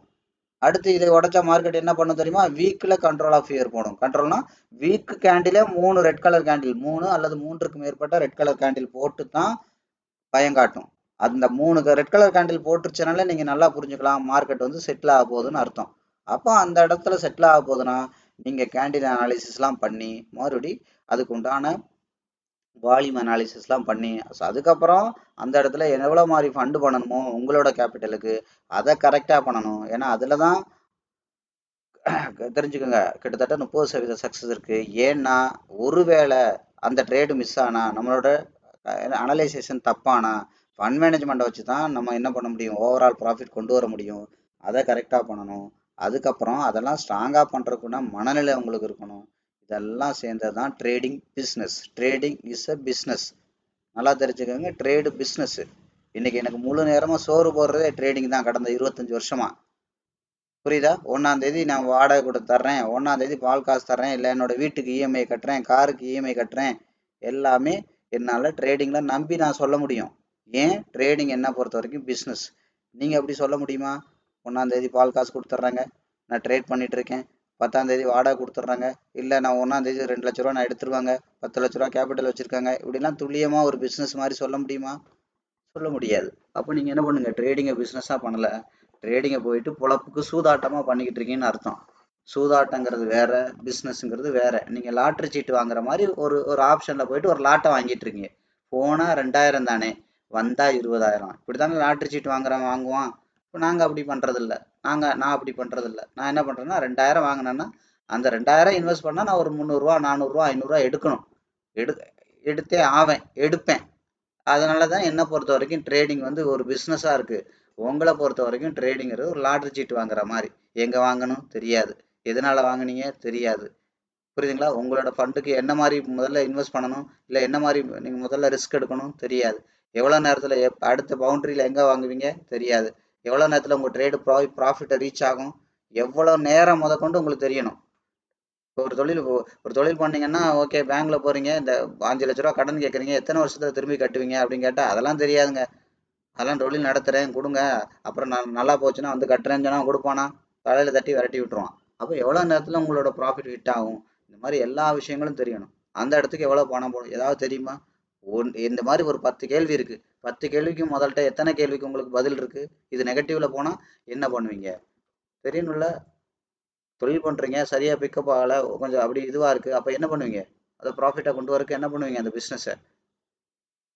இப்போ எந்த எந்த கேள்விக்குமே பதில் இல்லாமல் நீங்கள் நானும் தொழில் பண்ணுறேன்னா அது எப்படி தொழிலாகும்? நீங்கள் மார்க்கெட்டை சூதாட்டமாக நீங்கள் பண்ணிவிட்டு மார்க்கெட்டில்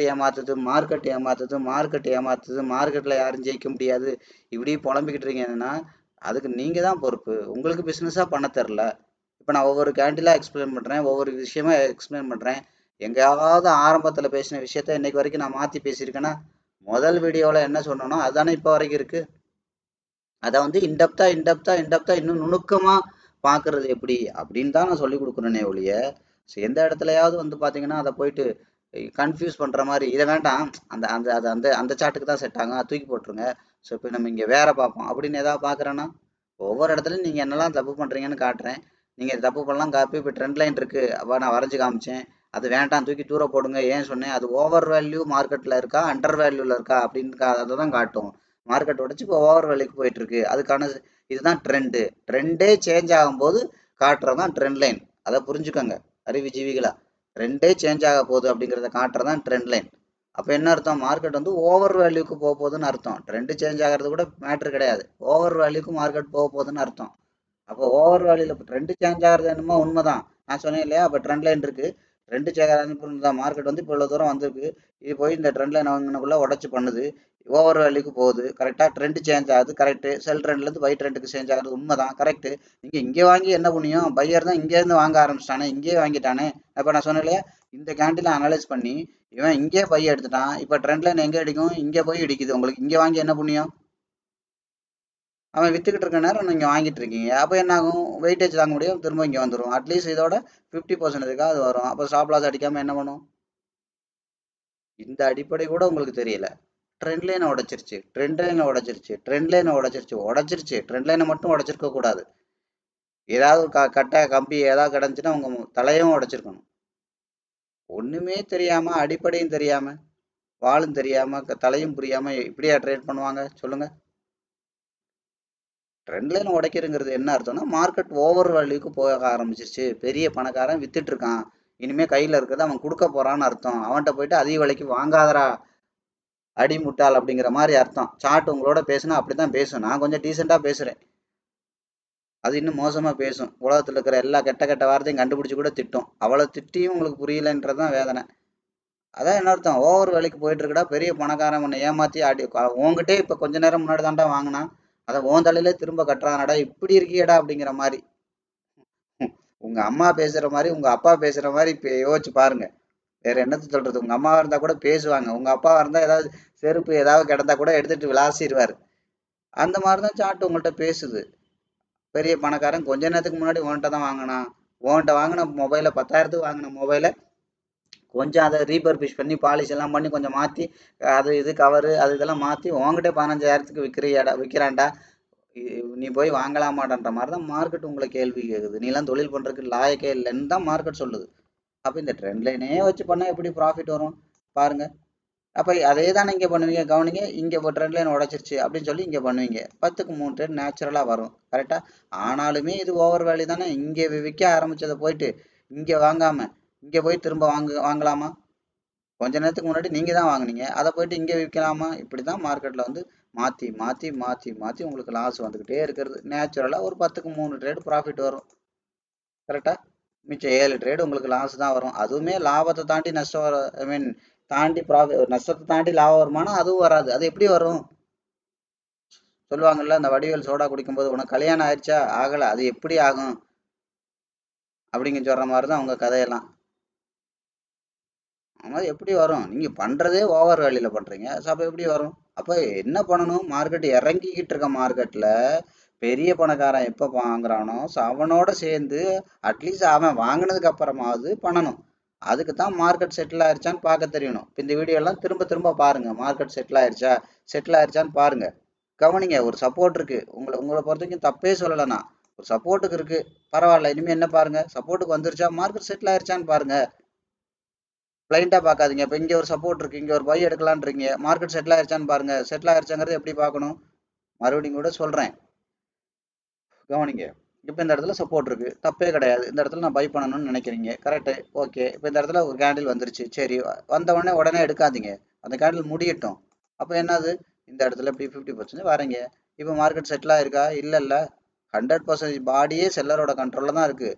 50% க்ளோஸும் கேண்டில் க்ளோஸும் 50% கீழே தான் இருக்குது. அப்போ அடுத்து என்ன பண்ணணும்? இங்கே இடத்துல நீங்கள் பை பண்ணுறதா இருந்தால் குறைஞ்சபட்சம் இந்த 50% லைனை தாண்டியாவது மேலே பாடி போகணும். விக்கு போகக்கூடாது. போச்சுன்னா விக்குங்கிறது என்ன சொல்லியிருக்கேன், மேலே இருக்கிற விக்கு யாருக்கு சொந்தம்? மேலே இருக்கிற விக்கு செல்லருக்கு சொந்தம், கீழே இருக்கிற விக்கு பையருக்கு சொந்தம். பச்சை கலர் பாடினா பையருக்கு சொந்தம், சிகப்பு கலர் பாடினா செல்லருக்கு சொந்தம். இதெல்லாம் புரிஞ்சுக்கோங்க. இதெல்லாம் ரொம்ப அடிப்படையான அறிவு. இம்மா அம்மான்னு சொல்லி தர்ற மாதிரி எல்கேஜி ஸ்டூடெண்ட்டுக்கு இது அதான் சொல்லல, நீங்க என்னதான் பெரிய படிப்பு படிச்சாலும் அந்த எல்கேஜி படிப்பு தான் வாழ்க்கையை ஓட்டுறதுக்கு உதவும். அதுக்கப்புறம் படிக்கிறதெல்லாம் உங்களோட அறிவு பசிக்கு தீண்டி போடுறதுதான், வாழ்க்கைக்கு உதவாது. அதனாலதான் நீங்க படிக்கிற படிப்புல 95% நம்ம நீங்க பாக்குற வேலைக்கு சம்மந்தம் இருக்கான்னு பாருங்க, இருக்காது. வெறும் 5% மட்டும்தான் நமக்கு அது உதவும். அது இந்த தொழில்ல இல்லை, எல்லா தொழிலையுமே 95% படிப்பு வந்து நமக்கு அறிவுக்கு ஏதோ தெரிஞ்சிருக்கும், ஏதோ தெரிஞ்சிருப்போம். அதெல்லாம் வாழ்க்கைக்கு உதவுமானா உதவாது. அதனால தான் சொன்னேன், பேசிக் ரொம்ப ரொம்ப முக்கியம். இந்த ஏபிசிடி எழுத தெரியணும். அது தெரிஞ்சா என்ன பண்ணலாம், ஏபிசிடி உங்களுக்கு எழுத தெரிஞ்சா அதை ஒரு வேர்டா எழுதலாம். அதுதான் ட்ரெண்டு, ஐ மீன் பேட்டர்ன். அந்த வேர்டா உங்களுக்கு ஒரு 4-5 வேர்டு வார்த்தை எழுத தெரிஞ்சா ஒரு சென்டென்ஸை உருவாக்கலாம். அதுதான் ட்ரெண்டு. அப்போ அதே மாதிரி தான் மார்க்கெட்டில் ஒரு கேண்டில்ங்கிறது ஏபிசிடி மாதிரி. அப்போ ஒரு கேண்டிலை எப்படி புரிஞ்சுக்கணுங்கிறத நீங்கள் பாருங்க. அது தெரிஞ்சுன்னா மார்க்கெட்டோட பேட்டர்னை புரிஞ்சுக்கலாம். அது புரிஞ்சுச்சுன்னா மார்க்கெட்டை என்ன பண்ணலாம், ஒரு சென்டென்ஸை புரிஞ்சுக்கலாம், ட்ரெண்டை புரிஞ்சுக்கலாம். அப்போ இதெல்லாம் புரிஞ்சுன்னா நீங்கள் எத்தனாயிரம் புக்கு பேஜஸ் உள்ள ஒரு புக்கை கொடுத்தா கூட நீங்கள் படித்து கம்ப்ளீட்டாக முடிக்கிற மாதிரி மார்க்கெட் போக போக போக ஒரு புக்கு படிக்கிற மாதிரி அவ்வளோ சுவாரஸ்யமாக இருக்கும். ஒரு புக்கு படித்தா எப்படி கதை புரியுமோ அதே மாதிரி சார்ட்டை, கேண்டிலு, பேட்டர்ன், ட்ரெண்டெல்லாம் உங்களுக்கு ரீட் பண்ண தெரிஞ்சுன்னா மார்க்கெட் வந்து உங்களுக்கு அவ்வளோ சுவாரஸ்யமாக இருக்கும். ஒரு கதையை படிக்கிற மாதிரி மார்க்கெட் வந்து என்னென்னா, இது வந்து ஒரு வார் மாதிரி. நான் இப்படி தான் அடிக்கடி உட்காந்து மார்க்கெட்டை ரசிச்சுக்கிட்டே இருப்பேன். அதாவது என்னென்னா, ஒரு சண்டைக்கு போகிற 2 நாடுகள் தான் மார்க்கெட்டு. அது வந்து அதை வந்து படமாக நமக்கு காட்டுது. அவ்வளோ காமெடியாக இருக்கும். இதெல்லாம் புரிஞ்சு நீங்கள் ரீட் பண்ணும்போது. புரியுதுங்களா? அவ்வளவு யதார்த்தமா இருக்கும். எனக்கெல்லாம் அப்படியே என்ன சொல்றது, பரிதாபமா இருக்கும். எவ்வளவு நுணுக்கமா ஏமாத்துறாங்க பாருங்க. அசால்ட்டா ஏமாத்துறானுங்கய்யா. அசால்ட்டா என்ன மாதிரி பண்றாங்க பாருங்க அப்படிங்கிற மாதிரி இருக்கும். புரியுதா? ரீட்டைலரோட நிலைமையெல்லாம் பார்க்கும்போது என்ன ஆகும்னா, சார் என்ன ஒரு முட்டாள்தனமா அடிச்சு மொத்தமா தூக்கிட்டானுங்களே இவங்களோட காசை ஃபுல்லா. எவ்வளவு நுணுக்கமா ஏமாத்துறானுங்க. இதெல்லாம் சட்டங்க எப்படி அனுமதிக்குதுங்கிற மாதிரிலாம் எனக்கே தோணுது. அவ்வளவு எளிமையா பணத்தை எடுத்துட்டு போவாங்க. இது வந்து அதான் சொல்ல, இது வந்து ஒரு எக்கனாமிக்கல் வார் நடக்கிற இடம். நீங்க போயிட்டு சின்ன குழந்தை மாதிரி எனக்கு அங்க நான் சும்மா வேடிக்கை பார்க்க போனேன், சும்மா தலையை காட்ட போனேன், காலை காட்ட போனேன்னு மொத்தமா கட் பண்ணிட்டு விரட்டி விட்டுருவானுங்க. அப்ப யோசிச்சு பாருங்க எவ்வளவு விஷயம். கவனிங்க. சரி, விஷயத்துக்கு வருவோம். அப்ப இந்த இடத்துல பாருங்க, சப்போர்ட் இருக்குன்னு நினைக்கிறீங்க, தப்பே கிடையாது. அனலைஸ் பண்ணுங்க, கேண்டில செட்டில் ஆயிருச்சான்னு பாருங்க. அடுத்து என்ன பண்ணுங்க, இந்த இடத்துல சப்போர்ட் இருக்குன்னு நினைக்கிறீங்க, நினைங்க, தப்பே கிடையாது. நினைக்கிறதுக்கெல்லாம் என்ன காசா பணமா, நினைங்க. அப்ப இது என்ன நடந்திருக்கு பாருங்க. அப்ப இந்த இருக்கு. அப்ப என்ன ஆயிடுச்சு, இதை தாண்டி விக்கு மட்டும் தான் வச்சிருக்கு, பாடி மேலதான் வச்சிருக்கு. ஓகேவா? ஒரு ஐடியா கிடைக்குது. சரி, கீழே இருக்கிற விக்கு யாருக்கு சொந்தம், பையருக்கு சொந்தம். விக்கு பாடி என்ன கலர், சிகப்பு கலர். அப்ப யாருக்கு சொந்தம், செல்லருக்கு சொந்தம். பாடி பெருசா, விக்கு பெருசா, விக்கு தான் பெருசு. அப்ப பையரோட கண்ட்ரோல்ல தான் இந்த பர்டிகுலர் கேண்டில் இருக்கு. சரியா? இவ்வளவு பார்த்தா போதும். அடுத்து என்ன பண்ணுங்க, இந்த கேண்டிலோட 50% மேல க்ளோஸா, கீழே க்ளோஸா, ரைட்டா பாருங்க. அவ்வளவுதான். அடுத்த கேண்டில் என்ன நடந்திருக்கு, இப்படி ஒரு 2 கேண்டில பார்த்துட்டு ஓகே, மார்க்கெட் செட்டில் ஆயிருச்சு, பையரோட கண்ட்ரோலுக்கு வந்துருச்சு, செல்லரோட கண்ட்ரோல்ல இருந்து பையரோட கண்ட்ரோலுக்கு வந்துருச்சு. இதை பார்க்கறது கஷ்டமா? இதுக்கு ஏதாவது நீங்க பயங்கரமா படிச்சிருக்கணுமா, பெரிய அறிவாளியால இருக்கணுமா? இதெல்லாம் நாங்க ஒரிஜினலா ட்ரேட் பண்ணும்போது பார்க்க மாட்டோம். அதான் நான் திரும்ப திரும்ப சொல்றேன்ல, இது எல்லாமே உங்களுக்கு புரியணுங்கிறக்காக நான் உட்காந்துட்டு வேலை மனக்கண்டு 1.5 மணி நேரம் பேசி சொல்லி கொடுத்துட்டு இருக்கேன். நாங்க ட்ரேட் பண்ணும்போது பார்க்க மாட்டோம். இதெல்லாம் தெரிஞ்சுக்குவோம், இதெல்லாம் புரிஞ்சுக்குவோம். இப்படிதான் பண்ணுவாங்க, இப்படிதான் மார்க்கெட்ல நடக்கணும். தெரிஞ்சா போதும், புரிஞ்சா போதும். ஒவ்வொரு தடவையும் கரெக்டா, ஒவ்வொரு தடவையும் செக் பண்ணிக்கிட்டே இருக்கணும்னு அவசியம் கிடையாது. இப்படிதான் நடக்கும்ன்றது தெரிஞ்சா போதும். ஒவ்வொரு தடையும் ஒண்ணுமே தெரியாத ஆளுக்கு தான் முத தடவை தெரிய வைக்கணும், புரிய வைக்கணும். ஒரு 10 தடவை பார்த்ததுக்கு அப்புறம் அதுல தெரியறதுக்கு என்ன இருக்கு, புரியறதுக்கு என்ன இருக்கு, அதானே நடக்க போகுது. இப்படி பாருங்க. அப்ப நீங்க யோசிச்சு பாருங்க. அப்ப இங்க என்ன பண்ணுவீங்க, சும்மா இங்க இடத்துல இது இருக்கு, அது இருக்கு, இப்படி இருக்கு, அப்படி இருக்கு, மறுபடியும் டிராப் வைக்க தான் செய்வாங்க. கவனிங்க. அடுத்து என்ன பண்ணுங்க, இந்த இந்த கேண்டில் பாருங்க மறுபடி. அப்போ இது 25% போயிருச்சு ஓவராலுக்கு. அப்போ 25 போனோன்னு என்ன பண்ணுவாங்க, இந்த கேண்டில். இப்போ கேண்டில் அனலைஸ் பண்ணுங்க. இந்த கேண்டில் என்ன கலர், விக்கு மேலே இருக்கு, அப்போ செல்லருக்கு சொந்தம். பாடி பச்சை கலரு, அப்போ பையருக்கு சொந்தம். பாடி பெருசா, விக்கு பெருசா? அப்போ விக்கு தான் பெருசா இருக்கு. அப்போ மார்க்கெட் என்ன வரும், கீழே வர்றதுக்கு வாய்ப்பு இருக்கு அடுத்த 1 or 2 டேஸுக்கு. சொன்னாலே ஒரு கேண்டில் அனலைஸ் பண்ணீங்கன்னா 3 நாள் வரைக்கும் வேலிடிட்டி. இது டேங்கிறதுனால அடுத்த 1 நாள் 2 நாள் நான் சொல்றேன். அப்போ என்ன பண்ணக்கூடாது, ஏற்கனவே மார்க்கெட்டை செல்லர் எது வரைக்கும் கொண்டு வந்தாங்களோ அந்த பர்டிகுலர் கேண்டிலோட 50% தாண்டி செல்லர் கொண்டு போகக்கூடாது. அப்போ செல்லர் கொண்டு போயிட்டாங்கன்னா செல்லர் வந்து மறுபடியும் அக்ரெசிவ் ஆயிடுவாங்க. செல்லருக்கு மறுபடியும் கான்ஃபிடென்ட் வந்துடும். அப்போ மார்க்கெட் இன்னும் கீழே போகும். கரெக்டா? இப்படி வச்சுக்கோங்க. உங்க லாங்குவேஜ்லேயே சொல்லி தரேனே. இப்போ இங்கே வந்துருச்சு. அடுத்து என்ன பண்ணுவீங்க, எங்கே சப்போர்ட் இருக்குன்னு பார்ப்பீங்க. இங்கே சப்போர்ட் இருக்கு அப்படின்னு பார்ப்பீங்க இல்லையா? கரெக்டு. அப்போ பாருங்க, இதை தாண்டி கொண்டு போகக்கூடாது. சரி, இன்னும் கொஞ்சம் டெப்த்தாக பார்க்கறதுக்கு என்ன, எங்கே பாடி இருக்குன்னு பாருங்க. அப்போ ஆட்டோமேட்டிக்காக இங்கே பாடி இருக்கு. சரி, இன்னும் கொஞ்சம் இதுவா பாருங்க, இன்னும் கொஞ்சம் உடச்சு பாருங்க, 50% பாருங்க. சரியா? 2 விஷயம் பாருங்க. பாடி கூட வேண்டாம், கேண்டிலோட 50% எங்க இருக்கு, ஓவரால் எங்க இருக்கு. அப்போ இந்த இடத்துல ஒரு சப்போர்ட் இருக்கு, இதுக்கு முன்னாடி இங்கே ஒரு சப்போர்ட் இருக்கு. அப்போ என்ன பண்ணணும், சப்போர்ட்னா உங்களோட லாங்குவேஜில் சொல்றேன். இதெல்லாம் நாங்கள் சப்போர்ட்டு ரெசிஸ்டன்ஸ் சொல்லி நான் சொல்லவே மாட்டேன். உங்களுக்கு செஷனில் புரிய வைக்கணுங்கிறக்காக சொல்கிறேன். அது இருக்குது இது இருக்குலாம். ஸோ அப்போ என்ன பொருத்தம், அப்போ இந்த இடத்த தாண்டி மார்க்கெட் வந்து அவுட் சைட் கேண்டில் வைக்கக்கூடாது. வச்சாங்கன்னா செல்லர் அக்ரெசிவாக ஆயிடுவாங்க. இவ்வளோதான விஷயம். இதை பார்க்குறதுக்கு உங்களுக்கு என்ன கஷ்டம்? உலகத்தில் இப்போ இந்த மாதிரி எங்கேயாவது ஒரு சேனலில் இவ்வளோ நுணுக்கமாக சொல்லி கொடுத்துருக்காங்களா? நீங்கள் போய் எடுத்து பாருங்கள். திரும்ப திரும்ப நான் சொல்கிறது அதானே. நீங்கள் உலகத்தில் எந்த யூடியூப் சேனல் வேணாலும் போங்க. உலகத்தில் இருக்கிற எல்லா மொழிகளோட யூடியூப் சேனலும் போங்க. ஒரு சார்ட்டை ரீட் பண்ணுறதுக்கு ஒரு இண்டிகேட்டர் வைக்காம, ஒரு விஷயம் பண்ணாம, பெரிய அறிவாளித்தனமா பேசாம, புதுசு புதுசா வார்த்தைகளை போட்டு குழப்பாம, அது இது அப்படி இப்படி அந்த இதுன்னு அது மாதிரி கேண்டில்ஸுக்கு பேட்டர்ன் சொல்லி தர்றேன் அப்படின்னு சொல்லியே உங்களுக்கு ஒரு 50 வார்த்தையை மனப்பாடம் பண்ண வைக்காம, அது மாதிரி வெறுமனே வந்து பார்த்தீங்கன்னா ப்ரைஸ் ஆக்ஷன் சொல்லி தர்றேன்னு சொல்லிட்டு ஏகப்பட்ட போட்டு உங்களுக்கு தலைவலியை கொடுக்காம, ஒரு சாதாரண ஒரு எழுத படிக்க தெரிஞ்சவருக்கு கூட, ஒரு ஸ்டாக் மார்க்கெட்டில் அடிப்படை தெரியாதாலும் கூட புரிகிற மாதிரி நீங்கள் உலகத்தில் ஏதாவது ஒரு சேனல் இருந்தால் நீங்கள் எடுத்து காட்டுங்க. அதான் சொல்றேனே, இந்த இண்டஸ்ட்ரி விட்டே போயிடுறேங்கிறேனே. எனக்கு மாசம் பல லட்சம் ரூபாய் வருமானம் தர்ற இண்டஸ்ட்ரியை விட்டே போயிடுறேன். புரியுதுங்களா? யோசிச்சு பாருங்க. இவ்வளவு எளிமையெல்லாம் அதான் நான் சொல்லலையே, நான் திரும்ப திரும்ப சொல்றதுதான். இவ்வளவு எளிமையெல்லாம் உலகத்துல யாருமே சொல்லித்தர மாட்டாங்க. சொல்லித்தர்ற சேனலும் கிடையாது. ஏன் தெரியுமா? அது அவனுக்கே தெரியாது. அதான் பிரச்சனை. புரியுது? அவன் தெரிஞ்சாதானே சொல்லி தருவான். தெரிஞ்சாதான் அவன் பணம் சம்பாரிச்சிருப்பானே.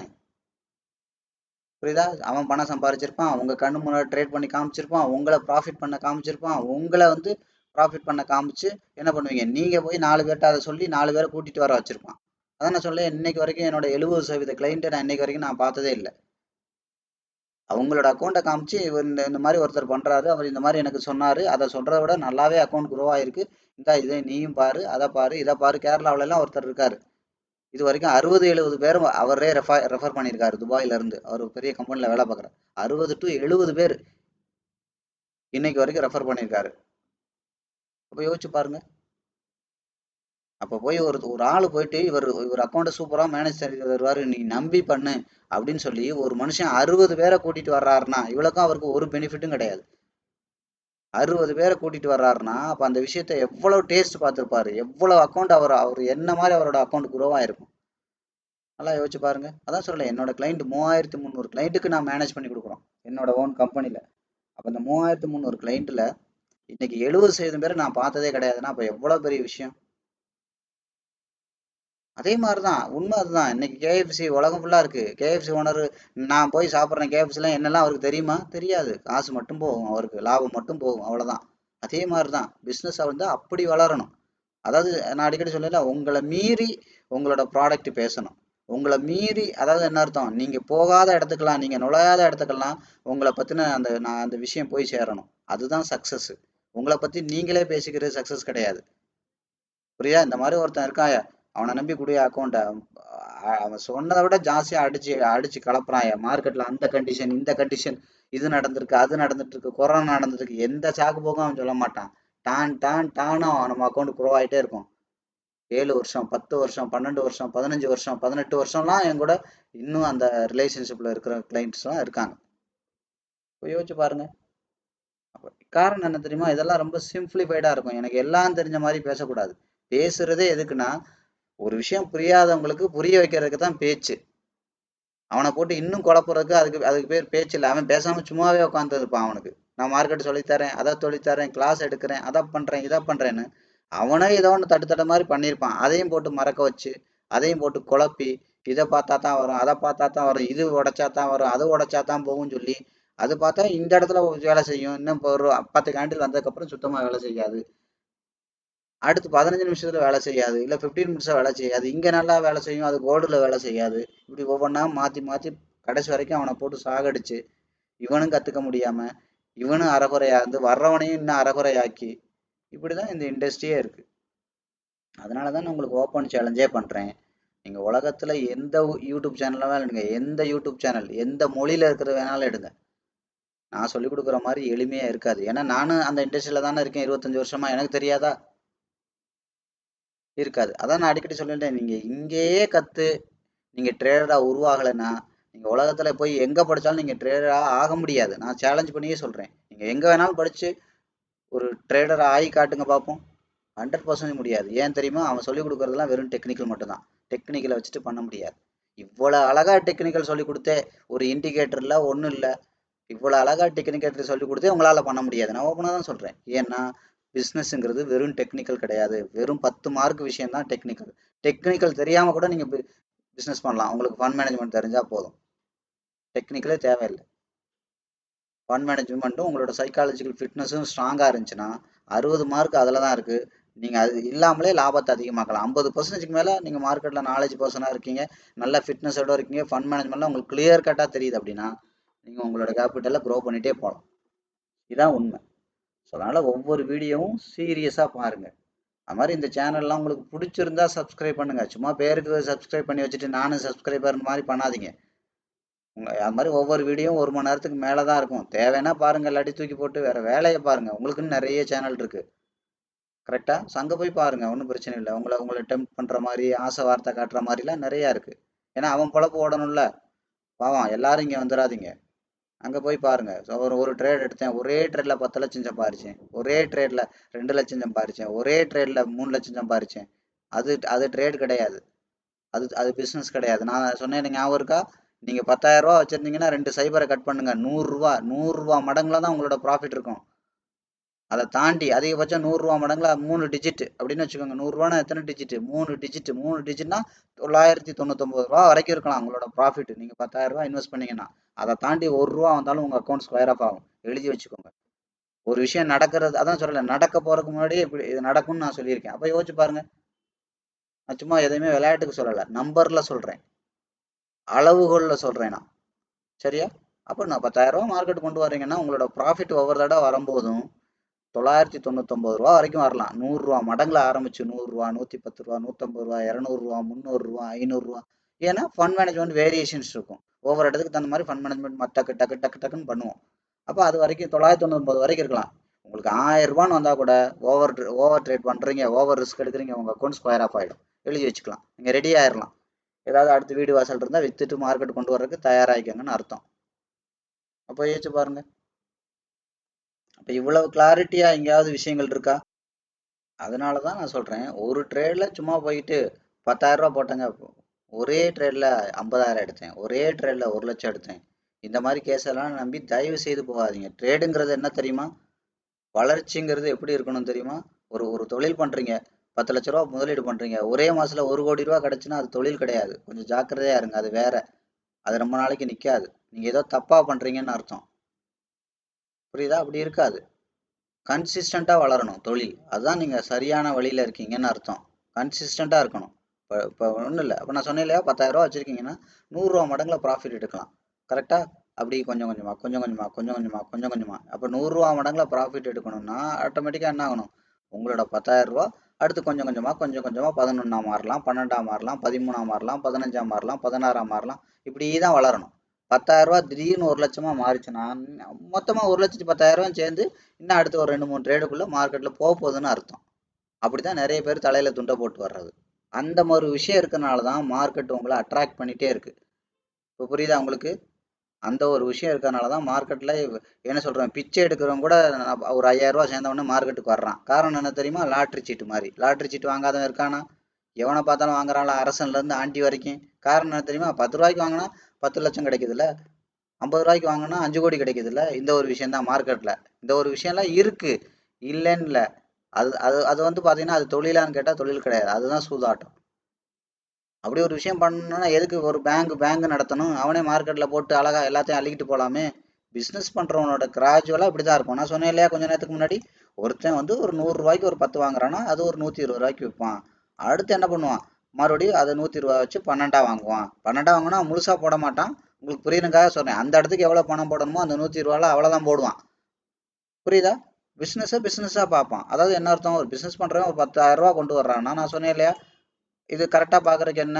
அதான் நான் சொன்னேன், உங்களோட வருமானம் 2 சைபர் எடுங்க. அப்ப இதோட மடங்குல தான் இருக்கும். அப்ப நீங்க சரியா பண்றீங்கன்னு அர்த்தம். அப்ப என்ன பண்ணணும்? ஒரு பிசினஸோட மைண்ட் செட் எப்படி இருக்கணும்?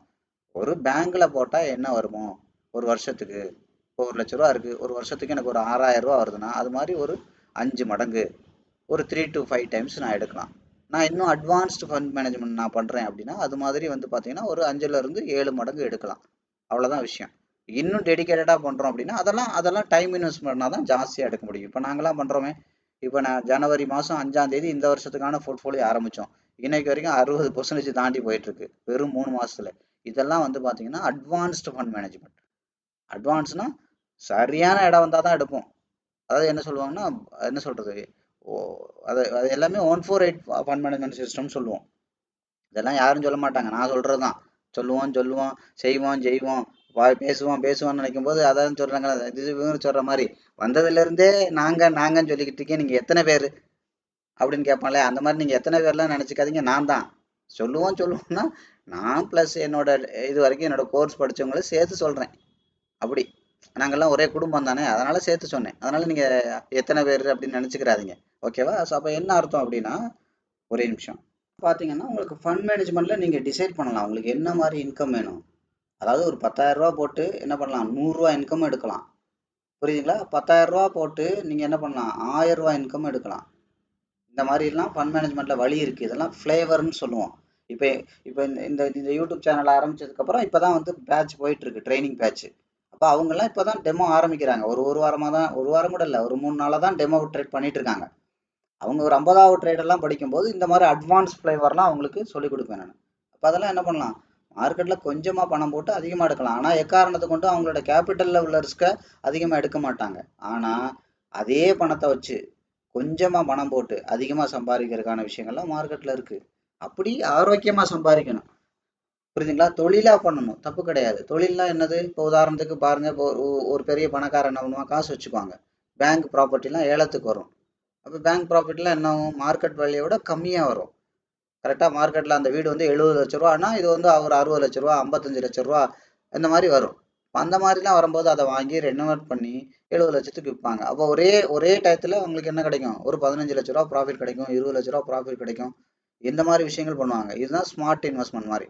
அதாவது என்ன அர்த்தம், அதே 60 லட்ச ரூபா புது வீடை கட்டி அதை வாங்கி அதில் முதலீடு பண்ணி அதை கட்டி விற்று ஒரு 10 லட்ச ரூபா சம்பாதிக்கிறதுக்கு பதிலாக அதே 60 லட்ச ரூபா தான் ரிஸ்க் எடுத்தாங்க, அதே 55 லட்ச ரூபா தான் ரிஸ்க் எடுத்தாங்க. ஆனால் 15 லட்ச ரூபா லாபம் பார்த்தாங்க இல்லையா? இந்த மாதிரி தான், ஒரே ரிஸ்க் தான். அதே மாதிரி தான் நாங்கள் ரிஸ்க் வந்து எந்த இடத்துலையும் முட்டாள்தனமாக எடுக்க மாட்டோம்.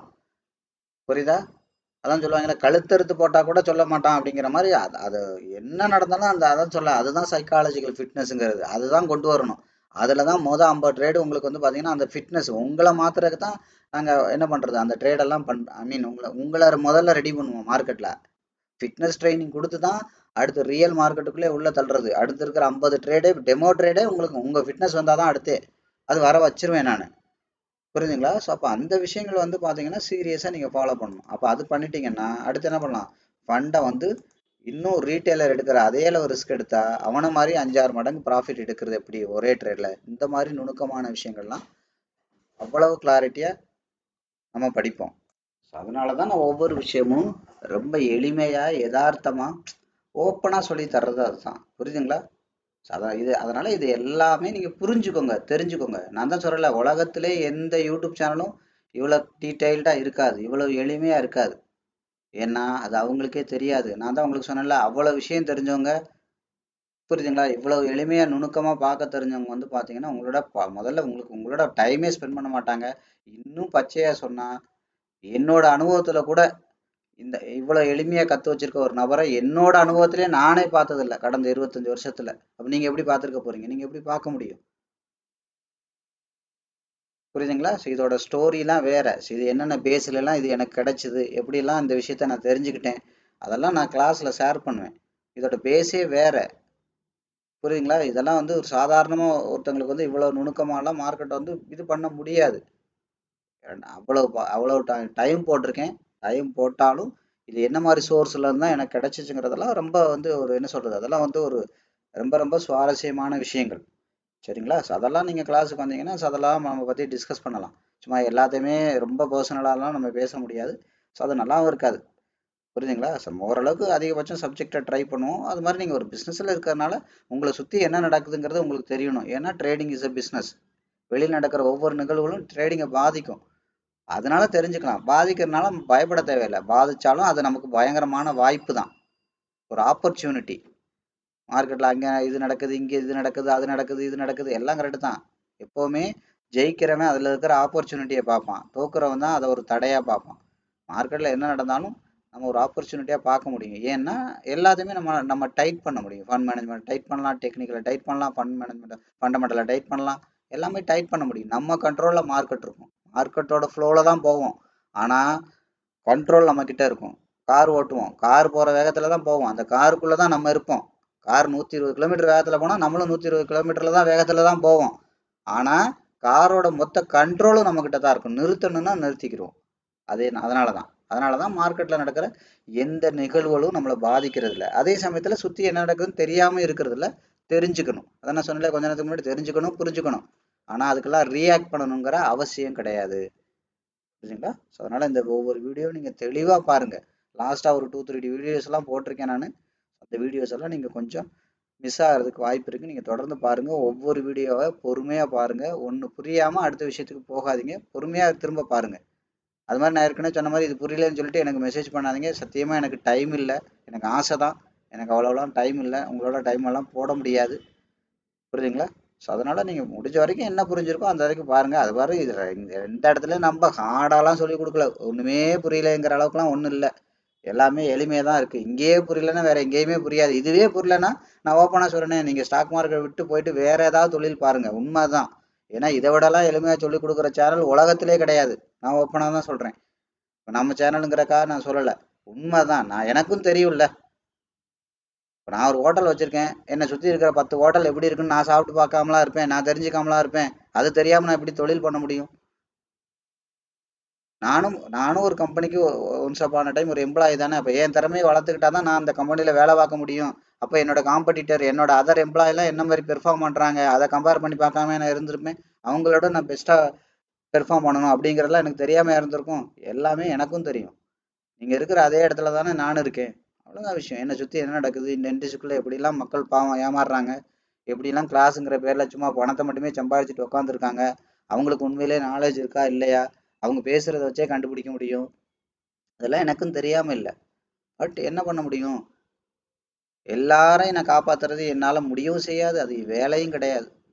புரியுதுங்களா? எல்லாரையும் பண்ண முடியாது. ஏதோ என்ன கை கட்டுறதுக்கு தூரத்தில் இருக்கிற நான் ஒரு 4-5 பேரை இழுத்து கரை சேர்க்கலாம், அவ்வளோதான் முடியும். ஸோ அதுக்கப்புறம் அவங்கவுங்களுக்கு உண்டான கடவுள் விட்ட அந்த வழி அப்படிங்கிற மாதிரி தான். அது ஒன்றுமே நம்ம பண்ண முடியாது. அதனால் நீங்கள் தான் என்ன பண்ணணும், இதை புரிஞ்சுக்க ட்ரை பண்ணணும், தெரிஞ்சுக்கணும். பட் அதை வந்து எக்காரணத்தை கொண்டு நான் டெமோவில் அப்ளை பண்ணுறேன், அதில் பண்ணுறேன், ஒரு ட்ரேட் எடுத்தேன், சூப்பராக ப்ராஃபிட் வந்துச்சு, 2 எடுத்தேன், இதெல்லாம் எனக்கு ஷேர் பண்ணாதீங்க தயவுசெய்து. புரியுதுங்களா? ஏன்னா நீங்கள் உங்களுக்கு ஆரம்பிக்கிறது மட்டும்தான் தெரியும், உங்களோட முடிவு ரொம்ப பரிதாபமாக இருக்குங்கிறது எனக்கு தெரியும். அதனால தான் ஷேரே பண்ணாதீங்கன்னு நான் சொல்கிறேன். ஏன்னா முழுசாக விஷயம் தெரியாமல் பண்ண முடியாது. குழந்தை கையில் காரை கொடுத்த மாதிரி ஆயிரும். குழந்தைக்கு ஈரை போட்டால் கூட தான் கார் ஓடும். அந்த குழந்தைக்கு அப்போ கார் ஓட்ட தெரியும், எமர்ஜென்சி டைமில் நிறுத்த தெரியும்னு அர்த்தமா? கண்டிப்பாக தெரியாது. ரொம்ப பரிதாபம். ஒரு குழந்தை கார் ஓட்டிட்டு போகும்போது யாராவது ஐயோ என்ன இப்படி போகுது, ஒரு சின்ன குழந்தை காரில் உட்காந்து கார் வாட்டுக்கு போயிட்டு இருக்குன்னு பதட்டப்படுவாங்களா, அப்படியே கை தட்டி சந்தோஷப்படுவாங்களா? அப்படிதான் இருக்குது நீங்கள் பண்ணுறதை பார்க்கும்போது. அப்படி தான் எனக்கு இருக்கும். அதனால தான் தயவுசெய்து எனக்கு அனுப்பாதீங்கன்னு சொல்கிறது. புரியுதுங்களா? நான் சொல்லிக் கொடுத்த விஷயம்தான், இதை பார்த்து நீங்கள் பண்ணுறீங்கன்றது எனக்கு சந்தோஷம் தான் வரணும். ஏன் நான் பதட்டப்படுறேன்னா, அதான் சொல்லலை, இது எங்கே போய் முடியும், இது முழுசாக உங்களுக்கு தெரியாமல் இதை பண்ணீங்கன்னா எங்கே போய் முடியும்னு எனக்கு தெரியும். குழந்தை கார் ஓட்டுற மாதிரி நான் சொல்லிட்டேன் பச்சையா. அப்போ இதுக்கு மேலே என்ன ஆகும்? குழந்தை கார் ஓட்ட பார்த்தா அவங்க அப்பா அம்மான்னு கிடையாது, யாரு பார்த்தாலும் பதறுவாங்க. என்ன இப்போ காரில் குழந்தை மட்டும் இருக்கு, அது கார் பாட்டுக்கு போயிட்டு இருக்கேன்னு.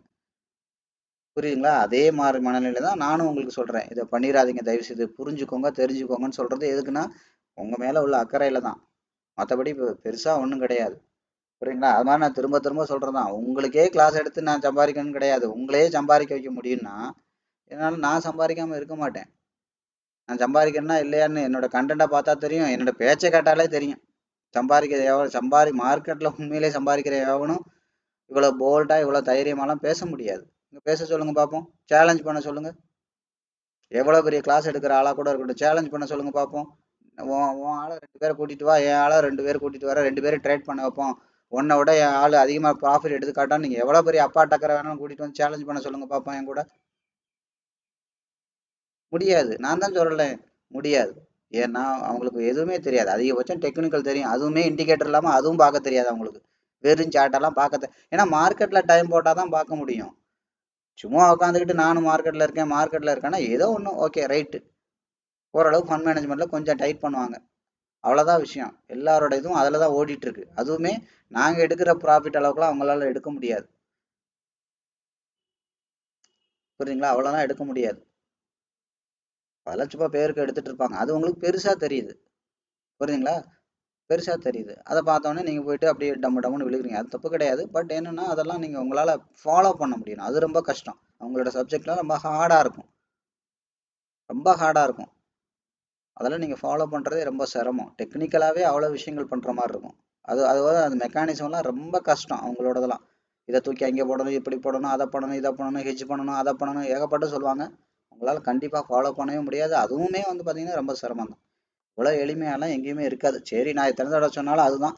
சரியா? அந்த வீடியோலாம் நீங்க கொஞ்சம் தெளிவா கேர்ஃபுல்லா பாருங்க, தெரிஞ்சுக்கோங்க, புரிஞ்சுக்கோங்க. உங்களை சுத்தி என்ன நடக்குது, மார்க்கெட்ல என்ன நடக்குது, எப்படி உங்க பணம்லாம் லாஸ் ஆகுதுன்னு இவ்வளவு வீடியோ பார்க்க வேண்டாம். ஒரு 2 3 வீடியோ பார்த்தாலே தெரிஞ்சிருக்கும். மறுபடி சந்தோஷமா இருக்கிறதுக்கு வழி என்னன்னு பாருங்க.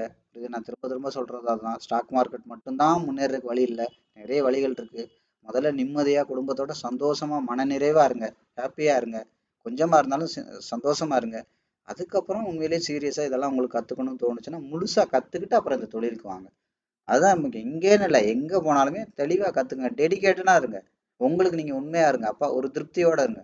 உங்களுக்கே அது பக்கு பக்குன்னு பதட்டமா இருந்துச்சு, எனக்கு முழுசா தெரியாது, அறகுறையா இருந்தீங்கன்னா எப்படி இருக்கும்?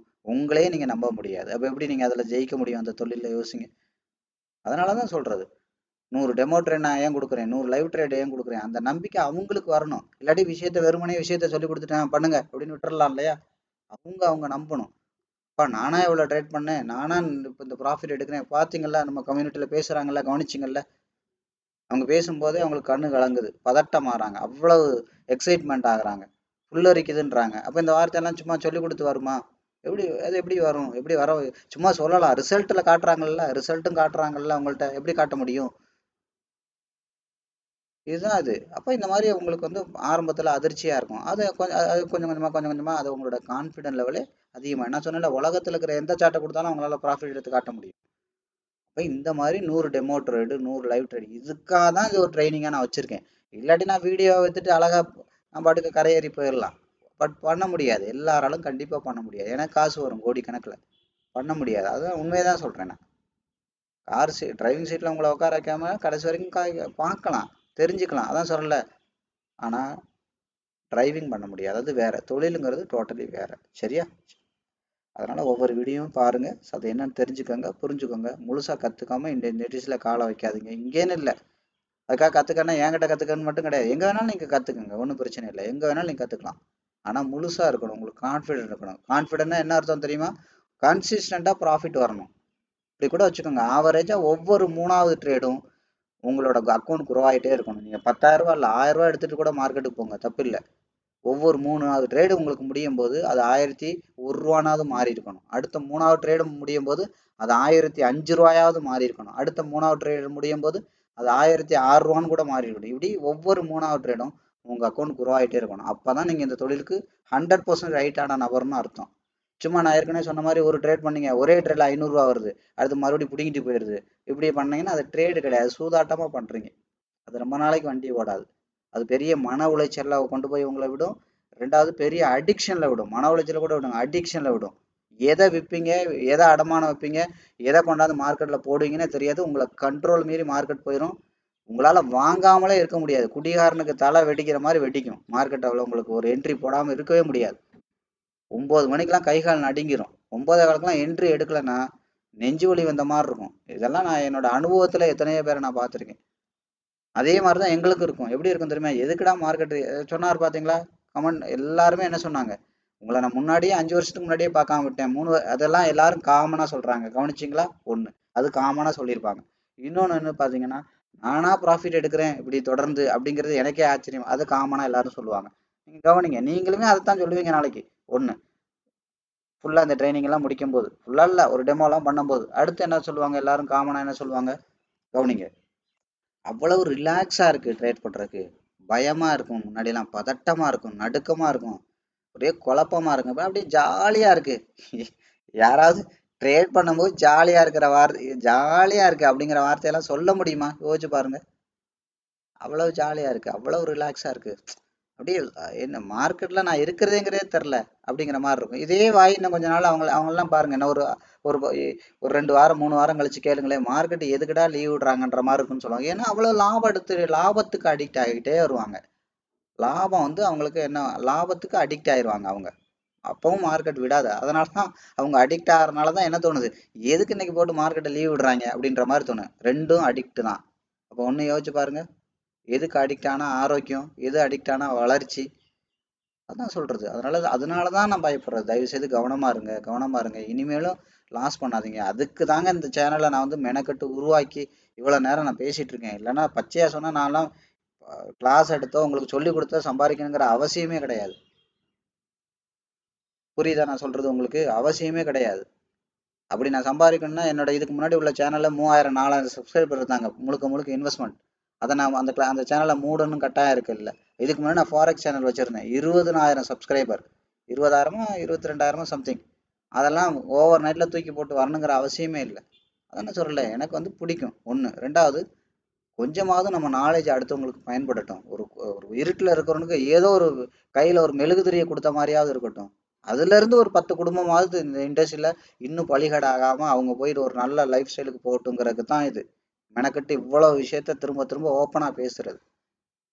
புரியுதுங்களா உங்களுக்கு? இல்லாட்டி எனக்கு இதெல்லாம் நான் சொல்லி இப்போ பேசணும் வைக்கணும்லாம் அவசியம் கிடையாது. ஏன், நான் யாருன்னு எனக்கு தெரியும். புரியுதா? நான் யாருன்னு தெரியாமல என் கிளைண்ட் யாருன்னு என்ன முகத்தை கூட பார்க்காம பல $1000 தூக்கி அக்கௌண்ட்ல கொடுத்துருக்காங்க. என் அக்கௌண்ட்டை மேனேஜ் பண்ணித்தாங்கன்னு. அதனால அது வேற டாபிக். நான் இங்க வர்ற பர்பஸே வேற. முதல்ல எப்படியாவது எனக்கு தெரிஞ்ச அறிவு வந்து ஒரு 10 பேருக்காவது பயன்படணும். ஒரு 10 பேரையாவது காப்பாற்றணும். இப்போ நீங்க ஒரு 1000 பேர் இருக்கீங்க, மற்றவங்கள விடுங்க. இந்த 1000 பேர் அளவுலாவது மார்க்கெட் என்னன்னு புரிஞ்சுக்கிட்டு தப்பா பண்ணாம இனிமே பணத்தை இழக்காம கொஞ்சம் கரை ஒதுங்கி நிம்மதியா இருந்தா போதில்ல. அதுவே பெரிய பெரிய புண்ணியம் தானே எனக்கு. பணத்தை மட்டுமே சம்பாரிச்சு என்ன பண்றது வாழ்க்கையில? ஸோ அப்படிங்கிற விஷயங்கள் தான். அது மாதிரி என்னையுமே நிறைய ஸ்பான்சர்லாம் பண்ணி தான் படிக்க வச்சாங்க. அதெல்லாம் பழைய வீடியோலாம் நான் எங்கே சொல்லியிருப்பேன். அப்போ யோசிச்சு பாருங்க, யாரோ ஒருத்தர் அவரோட கையில இருந்து ஒரு காசை எனக்கு இழந்திருக்கலைன்னா என்ன ஆயிருக்கும்? இன்னைக்கு என்னோட லைஃப் ஸ்டைல் சொல்லிக்கிற அளவுக்கு இருந்திருக்காது. என் லைஃப் மாறி இருக்காது. யோசிச்சு பாருங்க, ஒண்ணுமே மாறி இருக்காது. 10ஓட 11 தான் நான் இருந்திருப்பேன். கூட்டத்துல ஒருத்தனா தான் இருந்திருப்பேன். அதான் நான் சொன்னேன் இல்லையா, என்னோட முதல் காரு 27, என்ன சொல்றேன், என்ன 27 வயசு நினைக்கிறேன் சம்திங், எனக்கு சரியா ஞாபகம் இல்லை. ஸோ அப்போ அந்த டைம்லயே வாங்கியாச்சு. அதுவும் நம்பர் 1, அந்த காரோட நம்பர் 1. கார் வாங்கலாம், நம்பர் 1 வாங்கணும்னா எவ்வளோ சோசியல் ஸ்டேட்டஸ் இருக்கணும், எவ்வளோ பெரிய ஆட்களோட பழக்கம் இருக்கணும், எவ்வளோ பெரிய விவிஐபிகளோட கனெக்ஷன்ஸ் இருக்கணும். யோசிச்சு பாருங்க. இதெல்லாம் அப்போ இப்படி இருக்காலும் நான் பணம் சம்பாதிக்காம இருப்பேனா? என்னோட திறமை எனக்கு தெரியாம இருக்குமா? திறமை இல்லாம இருக்குமா? அதை புரிஞ்சுக்கோங்க. அதனால தான் ஓப்பனா சொல்றது உங்களுக்கு. நான் சம்பாதிக்க முடியாம வேற பொழப்பு இல்லாம நான் யூடியூபர் ஆகலை அப்படின்னு உங்களுக்கு இதெல்லாம் சொல்லி கொடுக்கல. எப்படியாவது உங்களை வந்து ஒரு வெளிச்சத்துக்கு கொண்டு போயிடணும். இதுக்கு மேலேயும் மக்கள் வந்து இதுல வந்து போய் சிக்கி சீரழியக்கூடாது. ஏன்னா என் இண்டஸ்ட்ரியில தான் என்னோட அறிவை நான் கொடுக்க முடியும். நான் போயிட்டு ஒயின் ஷாப் வாசல் நின்று தயவு செய்து குடிக்காதீர்கள் நண்பர்களே அதெல்லாம் நான் சொல்ல முடியாது. ஏன்னா அது என் இண்டஸ்ட்ரி கிடையாது. என் இண்டஸ்ட்ரிக்குள்ள ஒரு ஒரு 100 பேர் 50 பேர் 1000 பேர் 2000 பேரை என்னோட லைஃப் இருக்கிறக்குள்ளையாவது காப்பாற்றி கரை சேர்த்துருவோம். அவங்கள வந்து அவங்க மார்க்கெட்டுக்கு வர்றாங்களோ வரலையோ இல்லை, அவங்கள வந்து ஒரு நல்ல வழியை காட்டிடுவோம். இதற்குள்ள என்ன நடக்குதுங்கிற யதார்த்தத்தை காட்டிடுவோம். உண்மையை அவங்களுக்கு புரிய வச்சிருவோம். அதை தெரிஞ்சுக்கட்டும் அப்படிங்கிறக்காக தான் இந்த இதெல்லாம் பார்க்கறது. ஸோ அதனால இந்த வீடியோலாம் நீங்கள் பாருங்க, கொஞ்சம் சீரியஸாக இருங்க. இனிமேலும் மார்க்கெட்டில் ₹1 கூட இழக்காதீங்க. அது ரொம்ப முக்கியம். அதுதான் பெரிய சந்தோஷம். ஸோ அதனால இது வரைக்கும் இந்த வீடியோ பார்த்த ஒவ்வொருவருக்கும் நன்றி.